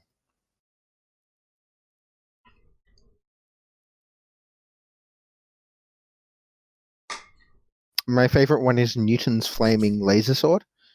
I don't know if you read that one. Yeah, to be honest, I did kind of lose you through that because I don't have a well-defined moral or ethical. That's fine. Like, sorry I don't have that role. Like, I haven't defined myself as even like a specific group yet. So, like, is there anything you needed me to run over, or do you just feel like it's not something you want to do? I've just got lost in mind spaghetti at this point. When you're done with them, Julius, you were ranting to me, so you can finish. Yeah, honestly, you can finish your. It was almost statement. the same line I'd take it. I'm pretty sure we were going to end up in a very similar place. Yeah. Do you not think so? He could probably actually understand what you're saying, unlike me. Yeah. Did you hear what I said? Where I'm just like, even you can appeal to emotion, but you're essentially saying, well, part of my moral framework is that I care. Part of my moral framework is that I care or I don't care. And if I don't care about those things, there's nothing that's independent. So I guess, like, so in an applied sense, so in a meta-ethical sense, you cannot argue that you're more right than me for caring versus not caring. However, in an applied sense, you could say that, well, you ought to at least follow the rules because, like, let's just say, because otherwise society will punish you for not, right? So that's how you can argue it under an applied sense. But under an applied sense currently, society doesn't care about the argument you're making.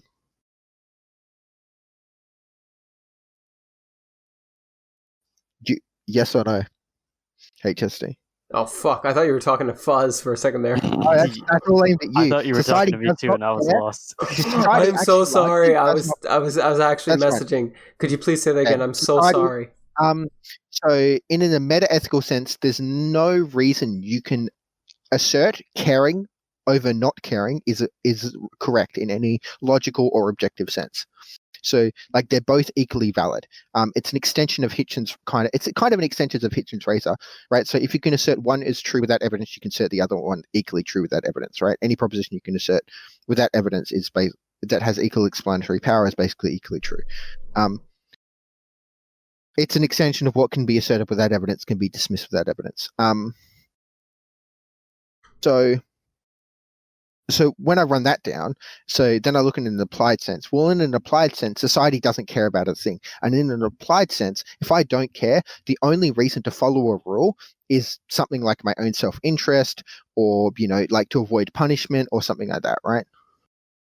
And if society largely, by evidence of things existing in society largely tolerates them. And you can activize against that. Yeah, much in the same way like a lot of socialists run around and cry about workers' rights and, want worker co-ops, vegans can run around and advocate for animal rights. And in some cases we grant animal rights, in other cases we don't. Mm-hmm. But by and large, intersubjective and census in society, in an applied sense, is not to give a fuck. So So what you're saying is I cannot assert, you ought to emotionally care without giving you a fact. Is that correct? Yes, you cannot. Okay, I agree. I cannot do that while being objective.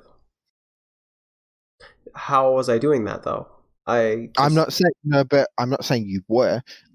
Oh, my fault. My pardon. I was being foolish. I'm laying out that oh dear. I'm laying out that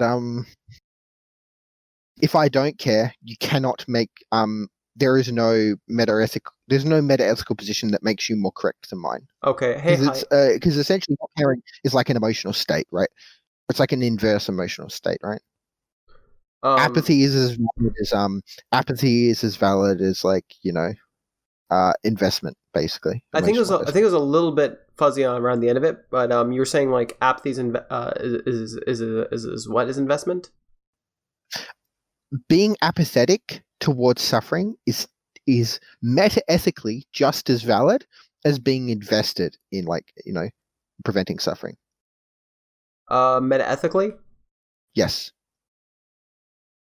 Yeah, I mean, because it depends on the context, and it also depends on your value. So, hey, Height. So Height's pretty well philosophically versed, probably better than me. If you want to chime in, feel free to. This conversation is being recorded. No, I know. Me and Height probably won't. I know Height's meta-ethical position. He's going to engage in moral fictionalism, but he's going to hit the same point. Are you saying moral fictionalism is an insult? No, I'm not saying it's an insult. I even agree with moral fictionalism to a point, but that's going to be the defense, because I've heard him argue it before. He uses moral fictionalism. Okay, so correct me if I'm wrong, right, if that's a misrepresentation of your view. Okay, so in particular when it comes to particularly because you made a statement that and I don't remember the exact wording you used, but you said something along the lines of eating meat does increase human pleasure. I'm saying I didn't say it increases human pleasure. I said pleasure would probably be the primary reason that we're doing it in society, right? Because I actually argue most of the food products that we engage in these days are less for consumption of like health and like fuel. Like those are all secondary to pleasure, right? Like mostly we're trying to make everything taste as good as we can, so we enjoy it the most. That's why we stuff so much sugar and fat and everything. I'm actually curious, have you ever tried any of the vegan alternatives by any chance? Have you ever just considered trying them by any chance? Julius. This isn't a gotcha, I'm just asking a simple question. Hello? Did I cut out? Everybody there? Nope, you're still there. I don't believe Julius is talking. Sorry, one moment, real life. Oh, okay, yeah, take your time. Hey, hi, how's it going, man? So, like I said, it's being recorded, so yeah. I hope you're doing well, Height. Although, I can't really hear what he's saying. It's green, but I don't hear anything, no. Yeah, I know I can't hear you, Height. Just record if you're talking. I don't know if you are. Yeah, he's got no mic. He's currently actually messaging in like one of the vegan chat rooms, so that's how he's responding. Which chat? I can't see it. Yeah. Hi, if you want to move to general, that would make it a little bit easier. Yeah. Hi, if you want to move to general so everyone can see what you're saying. Because just for convenience. Because like Ro can't pay Ahan and like I can't see what you're saying. Oh, he put it in debate text. Oh my goodness. It's in debate text, yeah. Yeah, but like as an anti-realist, because he knows I'm an anti-realist as well, I can just reject using moral language entirely, and then there's like no debate for him to really have with me. Would that be fair? Say hi. Anyways, actually, I'd prefer Height if you just talked in general, please, because that's where we're all kind of chatting right now. Yeah, I'll just. This isn't a debate, by the way. Like I already concluded this earlier with Julius. Yeah. Like we just have a free flowing conversation, and other people can chime in. Yeah, okay, but I can help. Would that be fair to say that, like, if I reject the use of moral language, you can't use moral fictionalism with me, and then it just comes down to a set of preferences? Is that fair? To Height or to me? Because I know we've discussed this before on ND. You can't use moral fictionalism with anti-realists because they're already not engaging with it. What can you define moral? What was that term? Anti-realist. No. Moral sorry. Moral realist. Moral realist. What was it? Moral Fictionalist. Fictionalist. No, you said language. Something Moral language. language. Moral language. Yeah. Ask Height. He can type out a definition probably if you want. Height, type me a definition, please. Yeah, give him because he's the moral fictionalist boy. Definition of what you mean by moral language. Yeah, that's the point. Like, and this is what I discover is that I essentially have, a bit of a different set of values to most people, and most people end up just raging and calling me a sociopath at the end of it. I mean, like, I'm not actually. Sorry, yeah, you finish. No, you go. I'm done. I mean, like, well, technically, anybody could just take, because, like, because it seems like, to me, whenever I'm talking about something, you do tend to, like, logically explain why something's happening. So, for example, I mean, like, if you don't really care much about, animals being killed because you don't really care about human well-being, I mean, I do care about human well-being, to a point. But as I said, I care about these things not to a point, right? Care, I don't consider any of them absolute values. I mean, like, people could either name the trait, or they could just bring up how people I've got an answer to name the trait. How people were normalized to other stuff. Well, I didn't necessarily, but if you want to go down that, we can. No, I've got an answer to it. That's okay. Well, I don't know, like, later, I guess, if you can, if we want to, but sure. When it comes to, like, name the trait, like I said, it's a tool in the toolbox. It's not the end all be all, let's be real here. Yeah. I hate how people, like, think it's like, oh, it's like the vegan, like, fucking... Yeah, I mean, Jesus okay. Christ. I hate that shit. So you talked about Stone before. I forget his name. Stone Shepherd, yeah. Stonewall, right? That's his name? Stone Shepherd, yeah. Stone Shepherd, what about? Yeah, Stonewall. I always call him Stonewall. Stone Shepherd. He's debated name of the trait with me, and he admits that he doesn't agree with my conclusions, but he admits that they're consistent.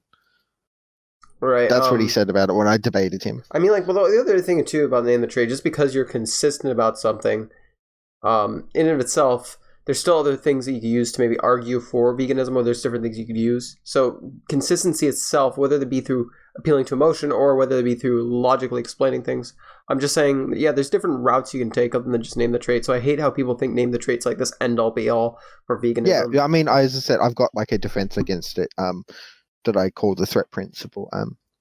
So, right, moving forward with the conversation, I mean, like...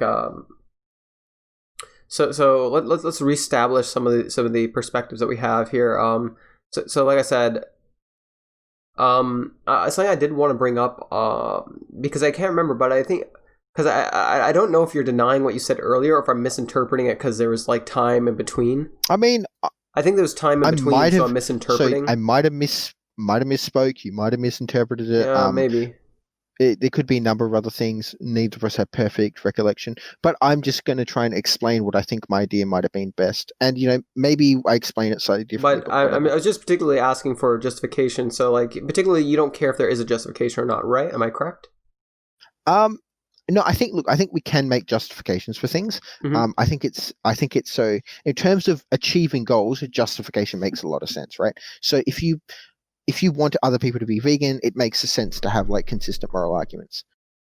Mm-hmm. But I also think one of the best ways to convince people to be vegan is also to just get them to pet a baby cow and then walk them into an abattoir. Like you get them to pet a baby cow for an hour and walk them into an abattoir. That isn't an argument. You just make people feel really shit and they probably won't want to eat meat afterwards, right? I mean, yeah, it is one of the best ways. Being emotionally manipulative is actually arguably an even better way to convince people to be vegan than actual argumentation. Right? I would actually contest that. But it depends. I mean, in my experience, most people are more empathetic.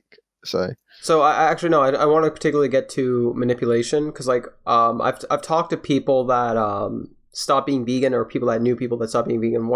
One thing that somebody told me is that there was a person that they knew somewhere in was it Norway, Finland, Sweden, who said that when they were vegan they thought that they were better than everyone else and that's why they don't like vegans. So like for example, if I use manipulation to get you to do something, or if I sort of bring someone down emotionally to get you to do something, if I depend too much on manipulation, at some point the whole philosophy and the memory of veganism can sort of just be an obstacle to that person overcoming whatever emotional barrier they had. I think I guess I think like largely they do use moral shock value tactics is like the primary tool of veganism. Yeah, it's a better way to from what say I've it. seen. Yeah. So if you're saying like moral shock value is manipulative, then okay, fine. But I think it is wouldn't necessarily manipulative. That's how it works. Hmm. Is it not? I mean, what is your definition of manipulation? I've generally used the definition of manipulation, right? So like, Well, what is I the guess I'm definition of also putting motivation? the slightly negative spin on it. So essentially, how to word it? So it's generally you're trying to get someone to do something, but you're trying to get them to do it not through. Yeah, you generally try and prey on emotions or other things to get them to do something, usually in a very clever way, but it's a way that's reasonably, let's just say, unscrupulous, or most people would call like kind of disgusting, right? I mean, yeah, but that's why I asked for definition, because that's where you sort of run into the difference between what is motivation and what is manipulation. Well, that would be I'm looking it up. That's like the second so there's two definitions. So there's like I could manipulate a tool to do something. That's like a one of noun one, but then there's the act of manipulating something in a clever or unscrupulous way is the second definition, and that's what I mean by it, right? So actually, if you put it in general, that'd be great. Your definition of manipulation, motivation. This is the so something like the PETA games, the PETA Pokemon games, are obviously an act of attempt. Like now, I don't think this is like necessarily like bad, in like some like moral necessary sense, but I think that generally like. I think when you're trying to use shock value, you're trying to. I guess like the idea is shock value, right? So when you're trying to use shock value to get someone to change their views, you're trying to manipulate how they feel about the situation. And I don't think it's like an honest. I think when you're using shock, it doesn't seem to me like a particularly honest way to approach it. To me, it seems somewhat dishonest when you're trying to use shock value. I'm actually going to look that up right now. And I think we actually do this with a lot of things. We do this with unscrupulous. We actually do this with alcohol and cigarettes and stuff. Could you give like me anti-alcohol and cigarettes campaign? I just want to look at the definition: having or showing no moral principles. No. Okay. Yeah. Okay. So I guess it really depends on the individual, right? So like if I showed moral principles, then if I showed somebody the footage, I wouldn't necessarily say that's manipulation. I guess that comes down to how the individual shows it. Like this is why I said there's a difference between motivation and manipulation. So I agree, but I think it comes down to a means justifies the ends argument, right? They know that it's not like a argument; it's a good argument or a good way, but they're like, "Hey, we can do this, even though it's emotional manipulation, that's kind of as long as it saves more animals." That's where I disagree. I mean, like if you ask somebody, would you be willing to kill an animal? And they say no. But would you be willing to eat an animal someone else killed? They say yes. Well, and they say, okay, so why don't you just at least watch what you're doing and then ask yourself if this is something that you can morally justify, or if this is something that you morally believe in. And if you show them that, I don't necessarily think that's manipulate. I actually don't think that's a sound argument, by the way. Oh, okay. So why is it not sound? Well, I mean, I could make a similar argument. I mean, like, I want drug addict. I could want drug addicts to get assistance in my society, but if one of them showed up on my door and told me that if they needed somewhere to sleep, or I needed to like help them for the next 2 months, or they're like going to die in the next week, I just close my door. I don't think that's a false equivalency. No, I think that is a false equivalency, because one involves. I don't think I could give a trait. One involves killing something. I mean, I think that people could just be, oh, it's very no. Sure, that's just hold on. Hold on. That's just one trait, right? Sure, there's things that you want done in your society that maybe you yourself would want to do. That's fair to an extent, but this is particularly like I could just give you one trait, particularly like when it comes to killing something, or just asking somebody, is this something that you can consistently believe in? Can you watch this and consistently believe in? Even if you can't do it yourself, could you consistently believe in this and show them that footage? Like, do you hear what I'm saying? So I think let me reword this. I think that the reason I think you could retain moral consistency with that position, because you'd be like, or I don't think it's morally wrong to kill I want someone else to do it because I find the action unpleasant, right? And all I think you're doing there is saying that it's emotionally unpleasant, or it's even it can be very physically unpleasant to kill an animal, right? I've been around animals that have died before. It's not a pleasant experience. Being around anything dying is generally unpleasant. And so I could be like, okay, I don't want to do that because it's just unpleasant. And what I do is I value my own pleasure, or my own pleasantness, basically. I value my own comfort with that of an animal, and that's why. But if there are other people willing to do that, and I can create economic benefits to get them to offset that unpleasantness, then that's my way of solving that in society. Yeah, but once again, just my point that I'm trying to say here is I don't okay. I think we need to maybe shorten these conversations down a little bit to maybe understand if I'm being inconsistent here. The point that I'm saying is, if I show someone slaughterhouse footage, I think it's dependent upon how I show somebody and the words I use during that. I agree. So that's my whole point. So if I'm showing somebody, hey, is this something that you can morally believe in? And if I just show that to them, and if they say yes, okay, why? And if they're willing to have someone else do it, not them, you can say, oh, well, they're a hypocrite that they would have someone else do it, not them. No, I actually... Hold on. But they can still be morally consistent. For example, somebody could be a sexist, but they can still have a sexist philosophy where they have some level of consistency within their framework. Now, not to say I should agree with sexists, not to say I should agree with speciesists. Hold on. I'm just saying, when somebody shows you slaughterhouse footage, it's dependent upon how someone shows them that. Now, I see what you're saying, and I do agree with you. A lot of people do use, I think the word scrupulous, when I typed it into Google, something I got was dishonest, for morally dishonest, or yeah, it's essentially like dishonesty is what I'm objecting to. Yeah. I'm just saying that's subjective. That is really subjective to how somebody shows it, and that is a good criticism for me to keep in mind in the future to try and show it with more principle. PETA, I'll give you an example. I think groups like Greenpeace and PETA can be very unscrupulous in some of their actions sometimes. While they largely try and do good things, they can also be very unscrupulous in their methods. So I'd like to rephrase that. So I meant was unscrupulous, not scrupulous. So I do have... Yeah, I know. So I do have a hypothetical to try and... Can I just go to a thing before? I think that hypocritical is like... being a hypocrite is generally like having a contradiction. I think it's possible to, I think that if someone gives a morally consistent argument for why, if it's consistent, it's not possible to be a hypocrite, because being a hypocrite would be, being in contradiction with principles. I think it's possible to be like, hey, this is why I would offset killing animals to a bunch of workers and I not have to do it myself, because I find it unpleasant. I think you could actually come up with a consistent defense of that, and that means by definition it can't be hypocritical, essentially. Yeah, morally. I'm just saying, like, it depends on the definition. So whenever you... So that means it can't be hypocrite. No.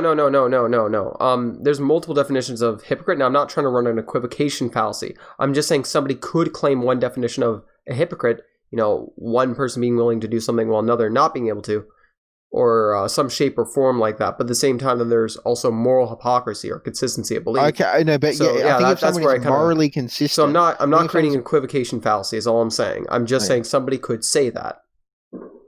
Yeah, fair enough. I guess I would just end with, I think that if someone creates a morally consistent defense and you call them a hypocrite at the end of that, not you or anyone that does this, or a generalized you, then I actually think they're being unscrupulous, would be my response. Okay, so I've had a number of objections to your perspective. I think you've had a number of objections to mine, but in particular, something that I want to try and get down is, do you at least agree with me that when it comes to like certain things like international trade, it is possible to create certain products, and it's even possible to try and put leverage on these companies to try and create these products without hurting people, such as computers or whatever. It is possible. I mean, it's possible, but I also don't see a moral imperative there. Okay, so right. So that is a big difference I have with slaughter for now in particular. Something I wanted to try and get around to is I was curious, do you like hypotheticals? Because if you don't, then I'm not sure if I really can get anything else around.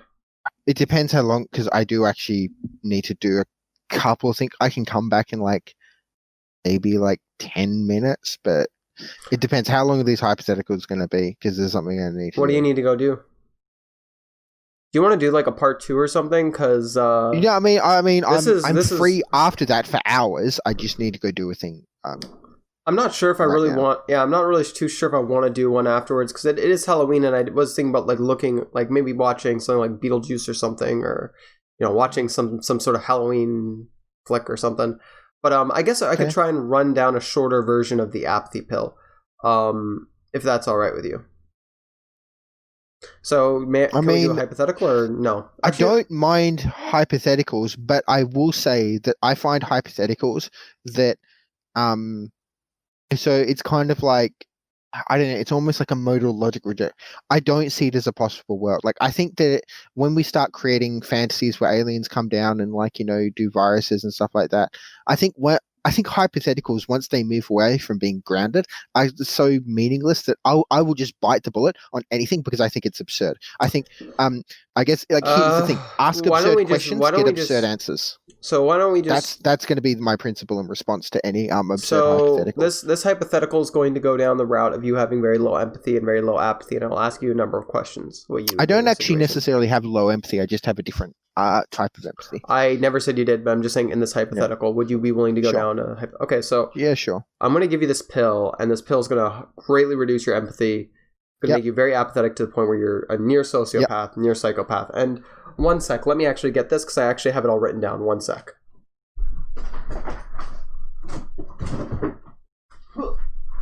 Ugh. Yes. Seems great. We should give these pills to everyone.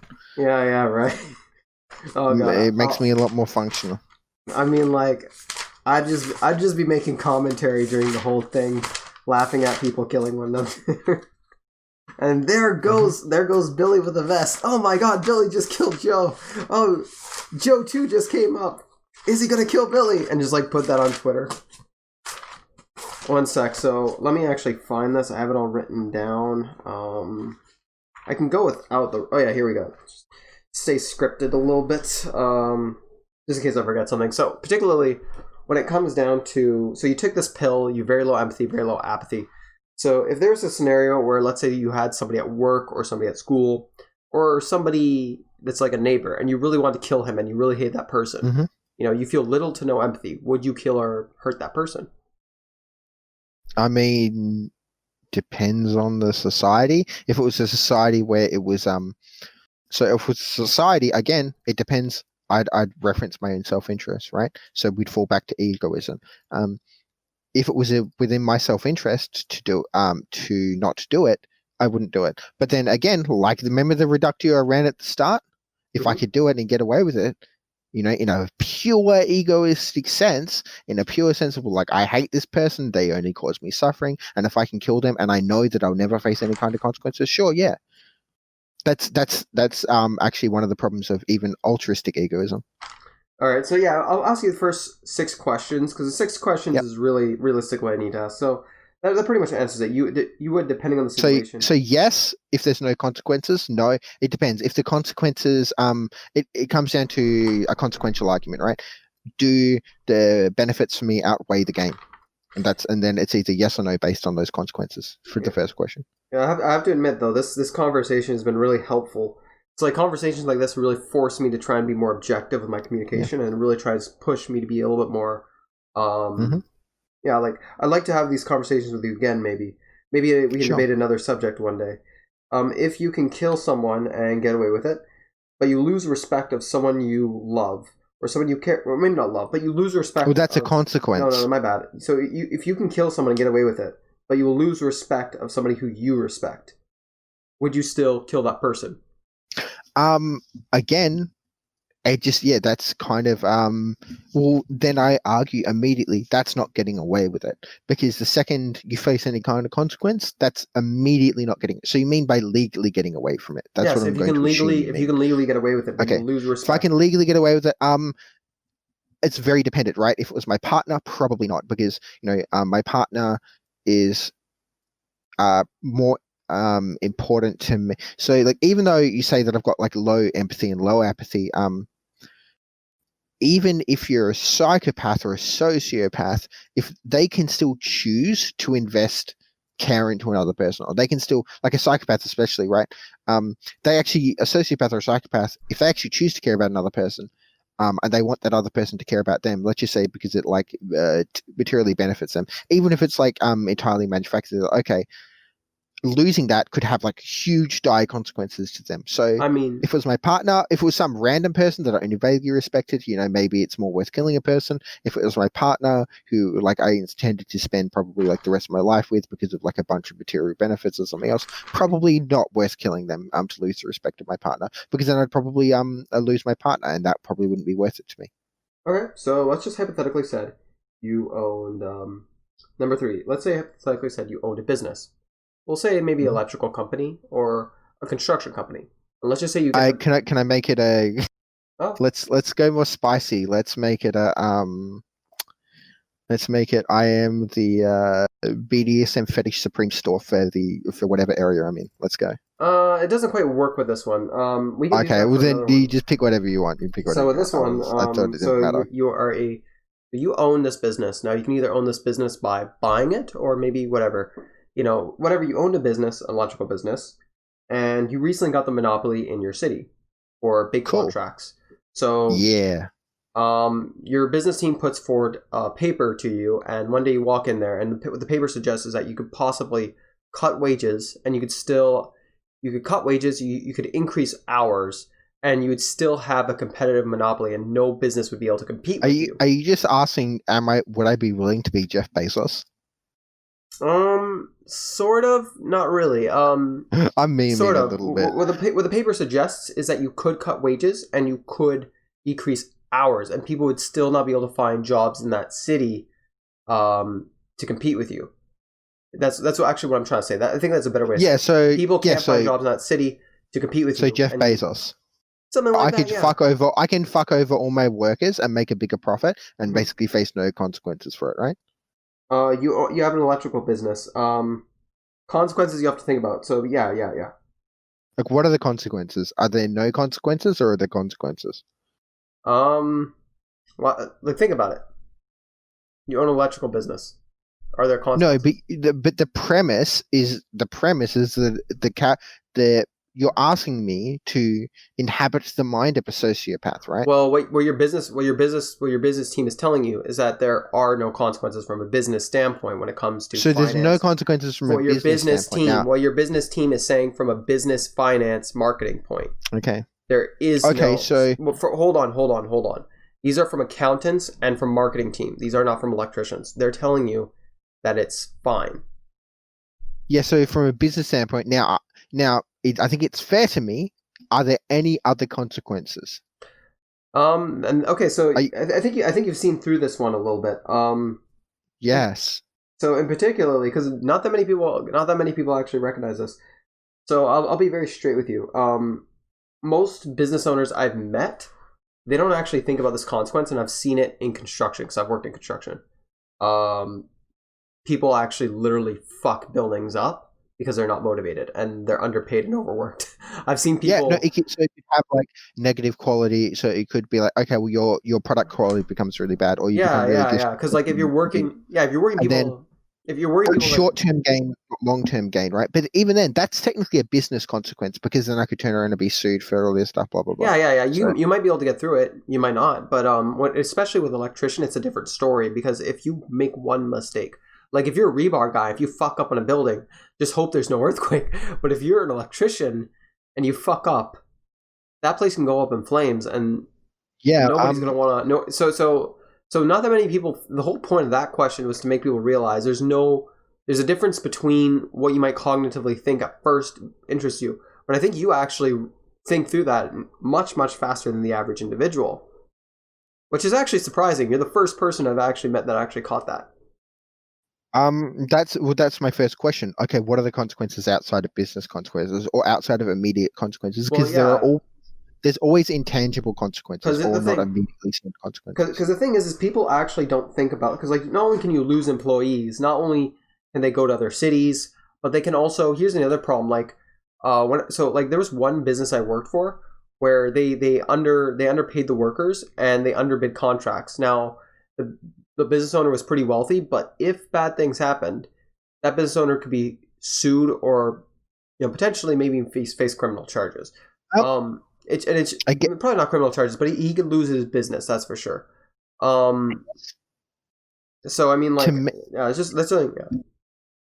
So, I guess I just respond to this. A lot of these, the reason I think I'm being able to get through these questions well is because they're being asked under a very similar framework to like various kinds of egoism, and I'm very familiar with egoism, and I've thought about and debated and explored all of the logical consequences of egoism. So, and it feels very identical to it. Okay, so number 4, I should say. Yeah. So number 4, right. So number 4 is I think you pretty much get that. So what if you could work your employees, basically much harder for, let's say, something like you said, like a sex toy store. So these people are lower skilled workers. You could work them, like crazy. Would you basically do it? What if it drove them crazy?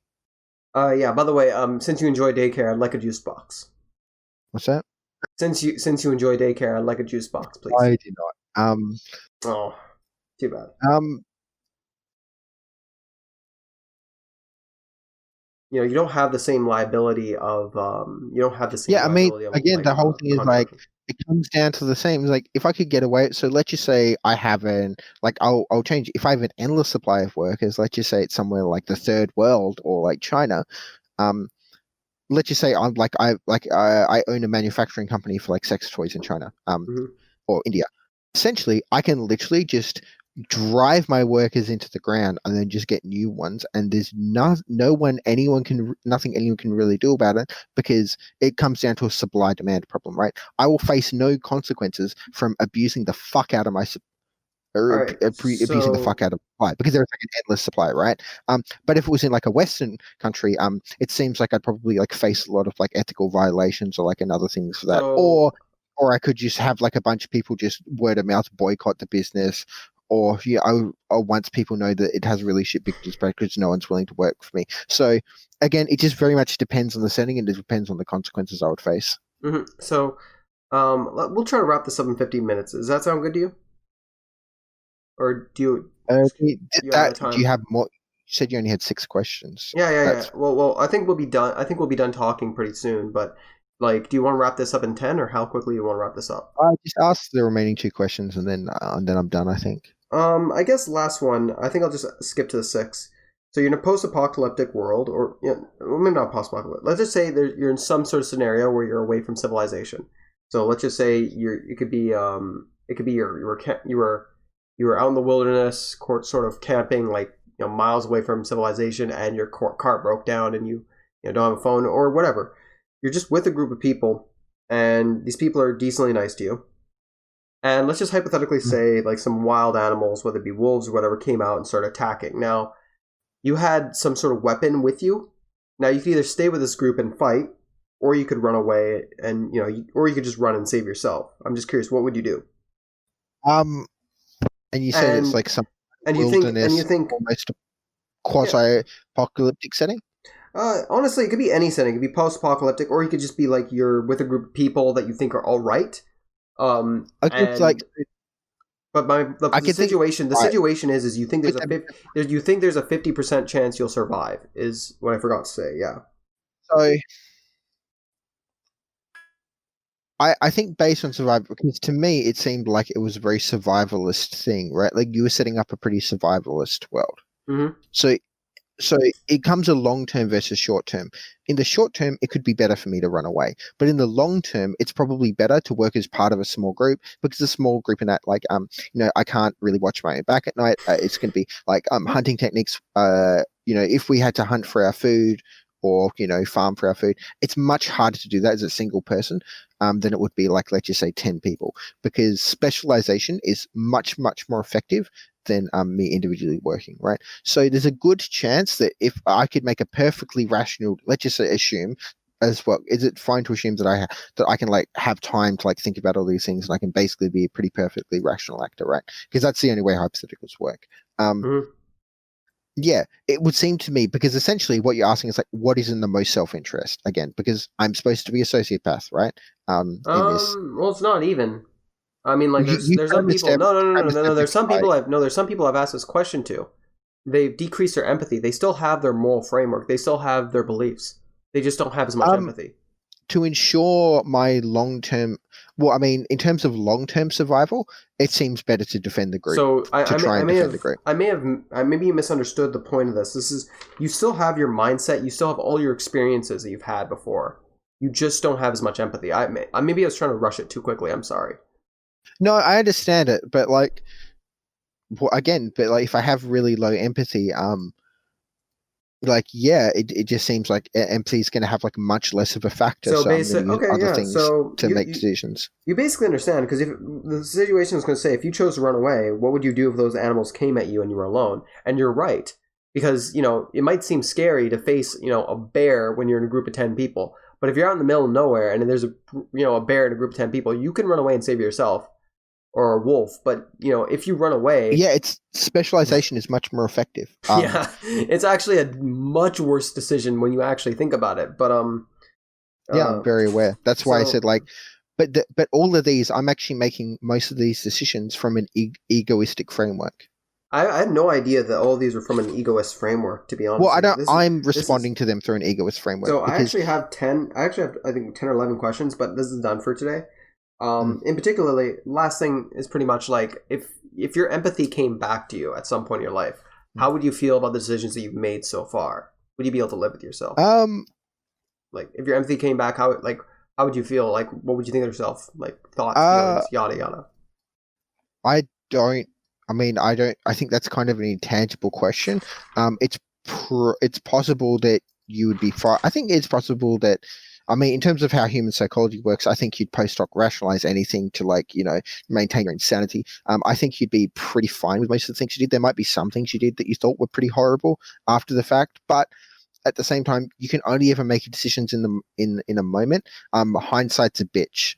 Yeah, so there's not much you can do about having hindsight. We can always feel. I do things now, right? Even people now with empathy, you still do things in the moment when you're angry that you're going to feel shitty about later. You probably did things when you were younger, or things you did like 3 or 4 years ago that you look back and you're like, man, that was a really shitty thing to do. Mm-hmm. Yes. This is how we self-correct behavior over time. Yeah, that's a pretty good that's a normal human response. So I think you pretty much would understand everything of which I was trying to get a point. Like, this does kind of show people with their framework what they could do at worst case scenario. It's to show people, like, and obviously I'm not saying that doing the selfless thing. I'm not saying always doing the nice thing is a good thing. Sometimes you need to be selfish, but sometimes there are situations where being, considering the collective helps. But I think you actually understand. No, I mean, a lot of times considering the collective helps. Yeah, I could run down the reasons why I created the apathy pill, but I think these are all things you had already thought of or agree with, because I think you understand this to a fucking T. But debated moral philosophy a lot. Yeah. Honestly, to be honest with you, Julius, you're the first person to fucking smash this. I feel heated here. But, okay, so hold on. I like to finish. Yeah. So I could show you a study like Amy Fitzgerald where she took 500 different nations and she found wherever there was a slaughterhouse, there's increased rate of crime, sex, whatever, yada yada. Like, probably, we can talk hypothetically about. That's probably because it correlates with lower socioeconomic conditions as well. No, actually, she was controlling for population density as well. So wherever there was the same population per size, there was an increase in slaughter. Like with basically, whether it's hold on, whether it's kids, I'm going to summarize this up very quickly. There are mental health issues associated with kids killing animals, adults killing animals, and I could talk about the different disorders between the two. But nonetheless, my point is the value of human life is very arbitrary when it comes to killing. Like, we can name all these fucking traits we want. That's pretty much my point. So, do you know an interesting point is that lead actually has the exact same. Lead has a pretty huge effect on crime as well, and anyone that works with lead tends to be like more violent, more impulsive, and more prone to criminal behavior as a result. There's a thing called the lead studies, and it actually shows that all the major crime waves in more recent human history has risen with us using lead as a product in things like paints or in like petrol, and then it decreases about 18 to 20 years later after we stop using it in that product. Fucking terrible, eh?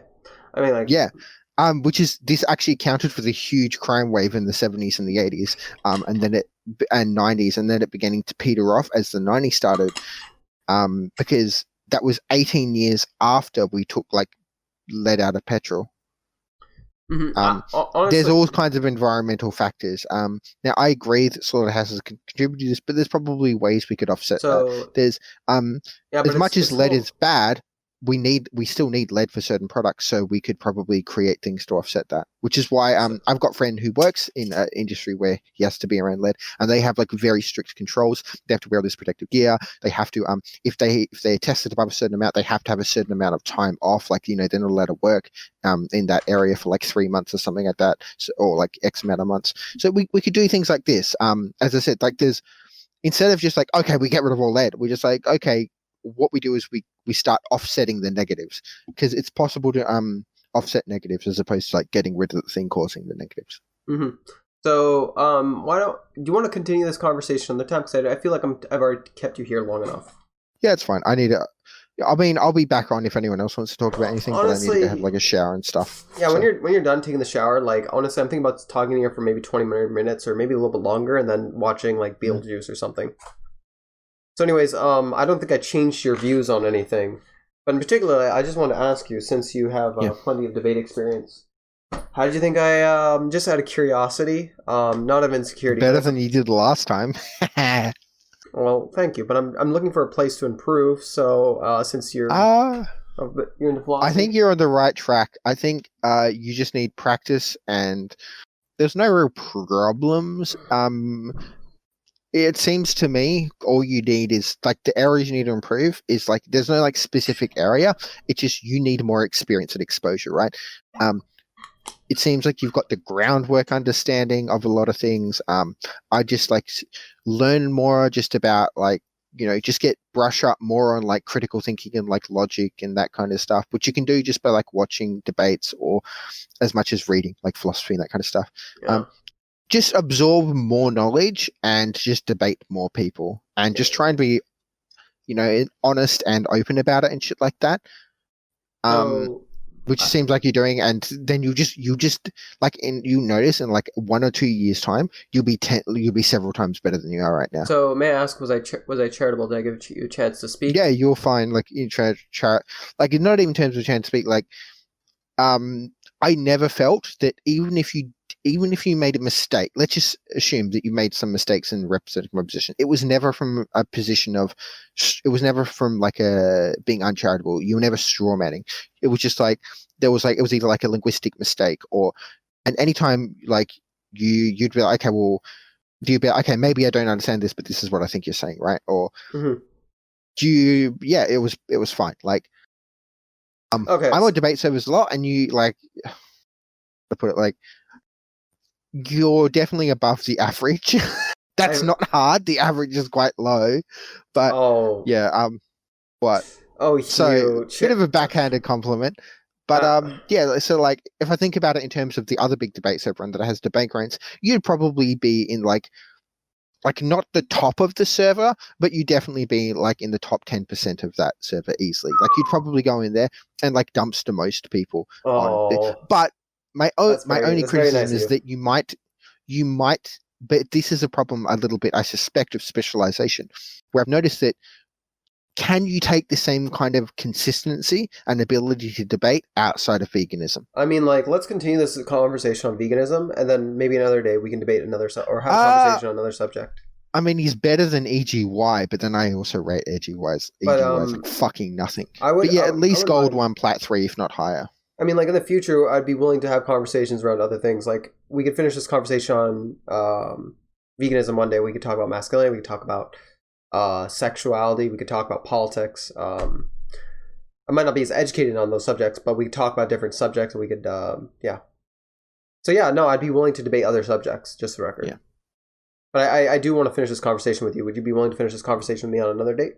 Yeah, sure, 100%. Like, By the way, I think I've been I looking think to. you're very strong yourself. By the way. Yeah, no, that's because but dude, that isn't necessarily from being like particularly smart. That comes from being older than most people, more experienced than most people. Yeah, Like, I'm 30. I've been debating online back in the days of atheism, theism. I've been debating online for like over a decade, right? More formally and very strictly for the last 3 years. So I've got 3 years of like very dedicated debate practice, and like almost a decade of like informal debate practice. So. Yeah, so for me, I had like really. I think I'm gonna end the video here. Mhm. So yeah, for everybody, like, comment, share, subscribe, and remember, gentlemen, to have an amazing 24 hours. So your partner left you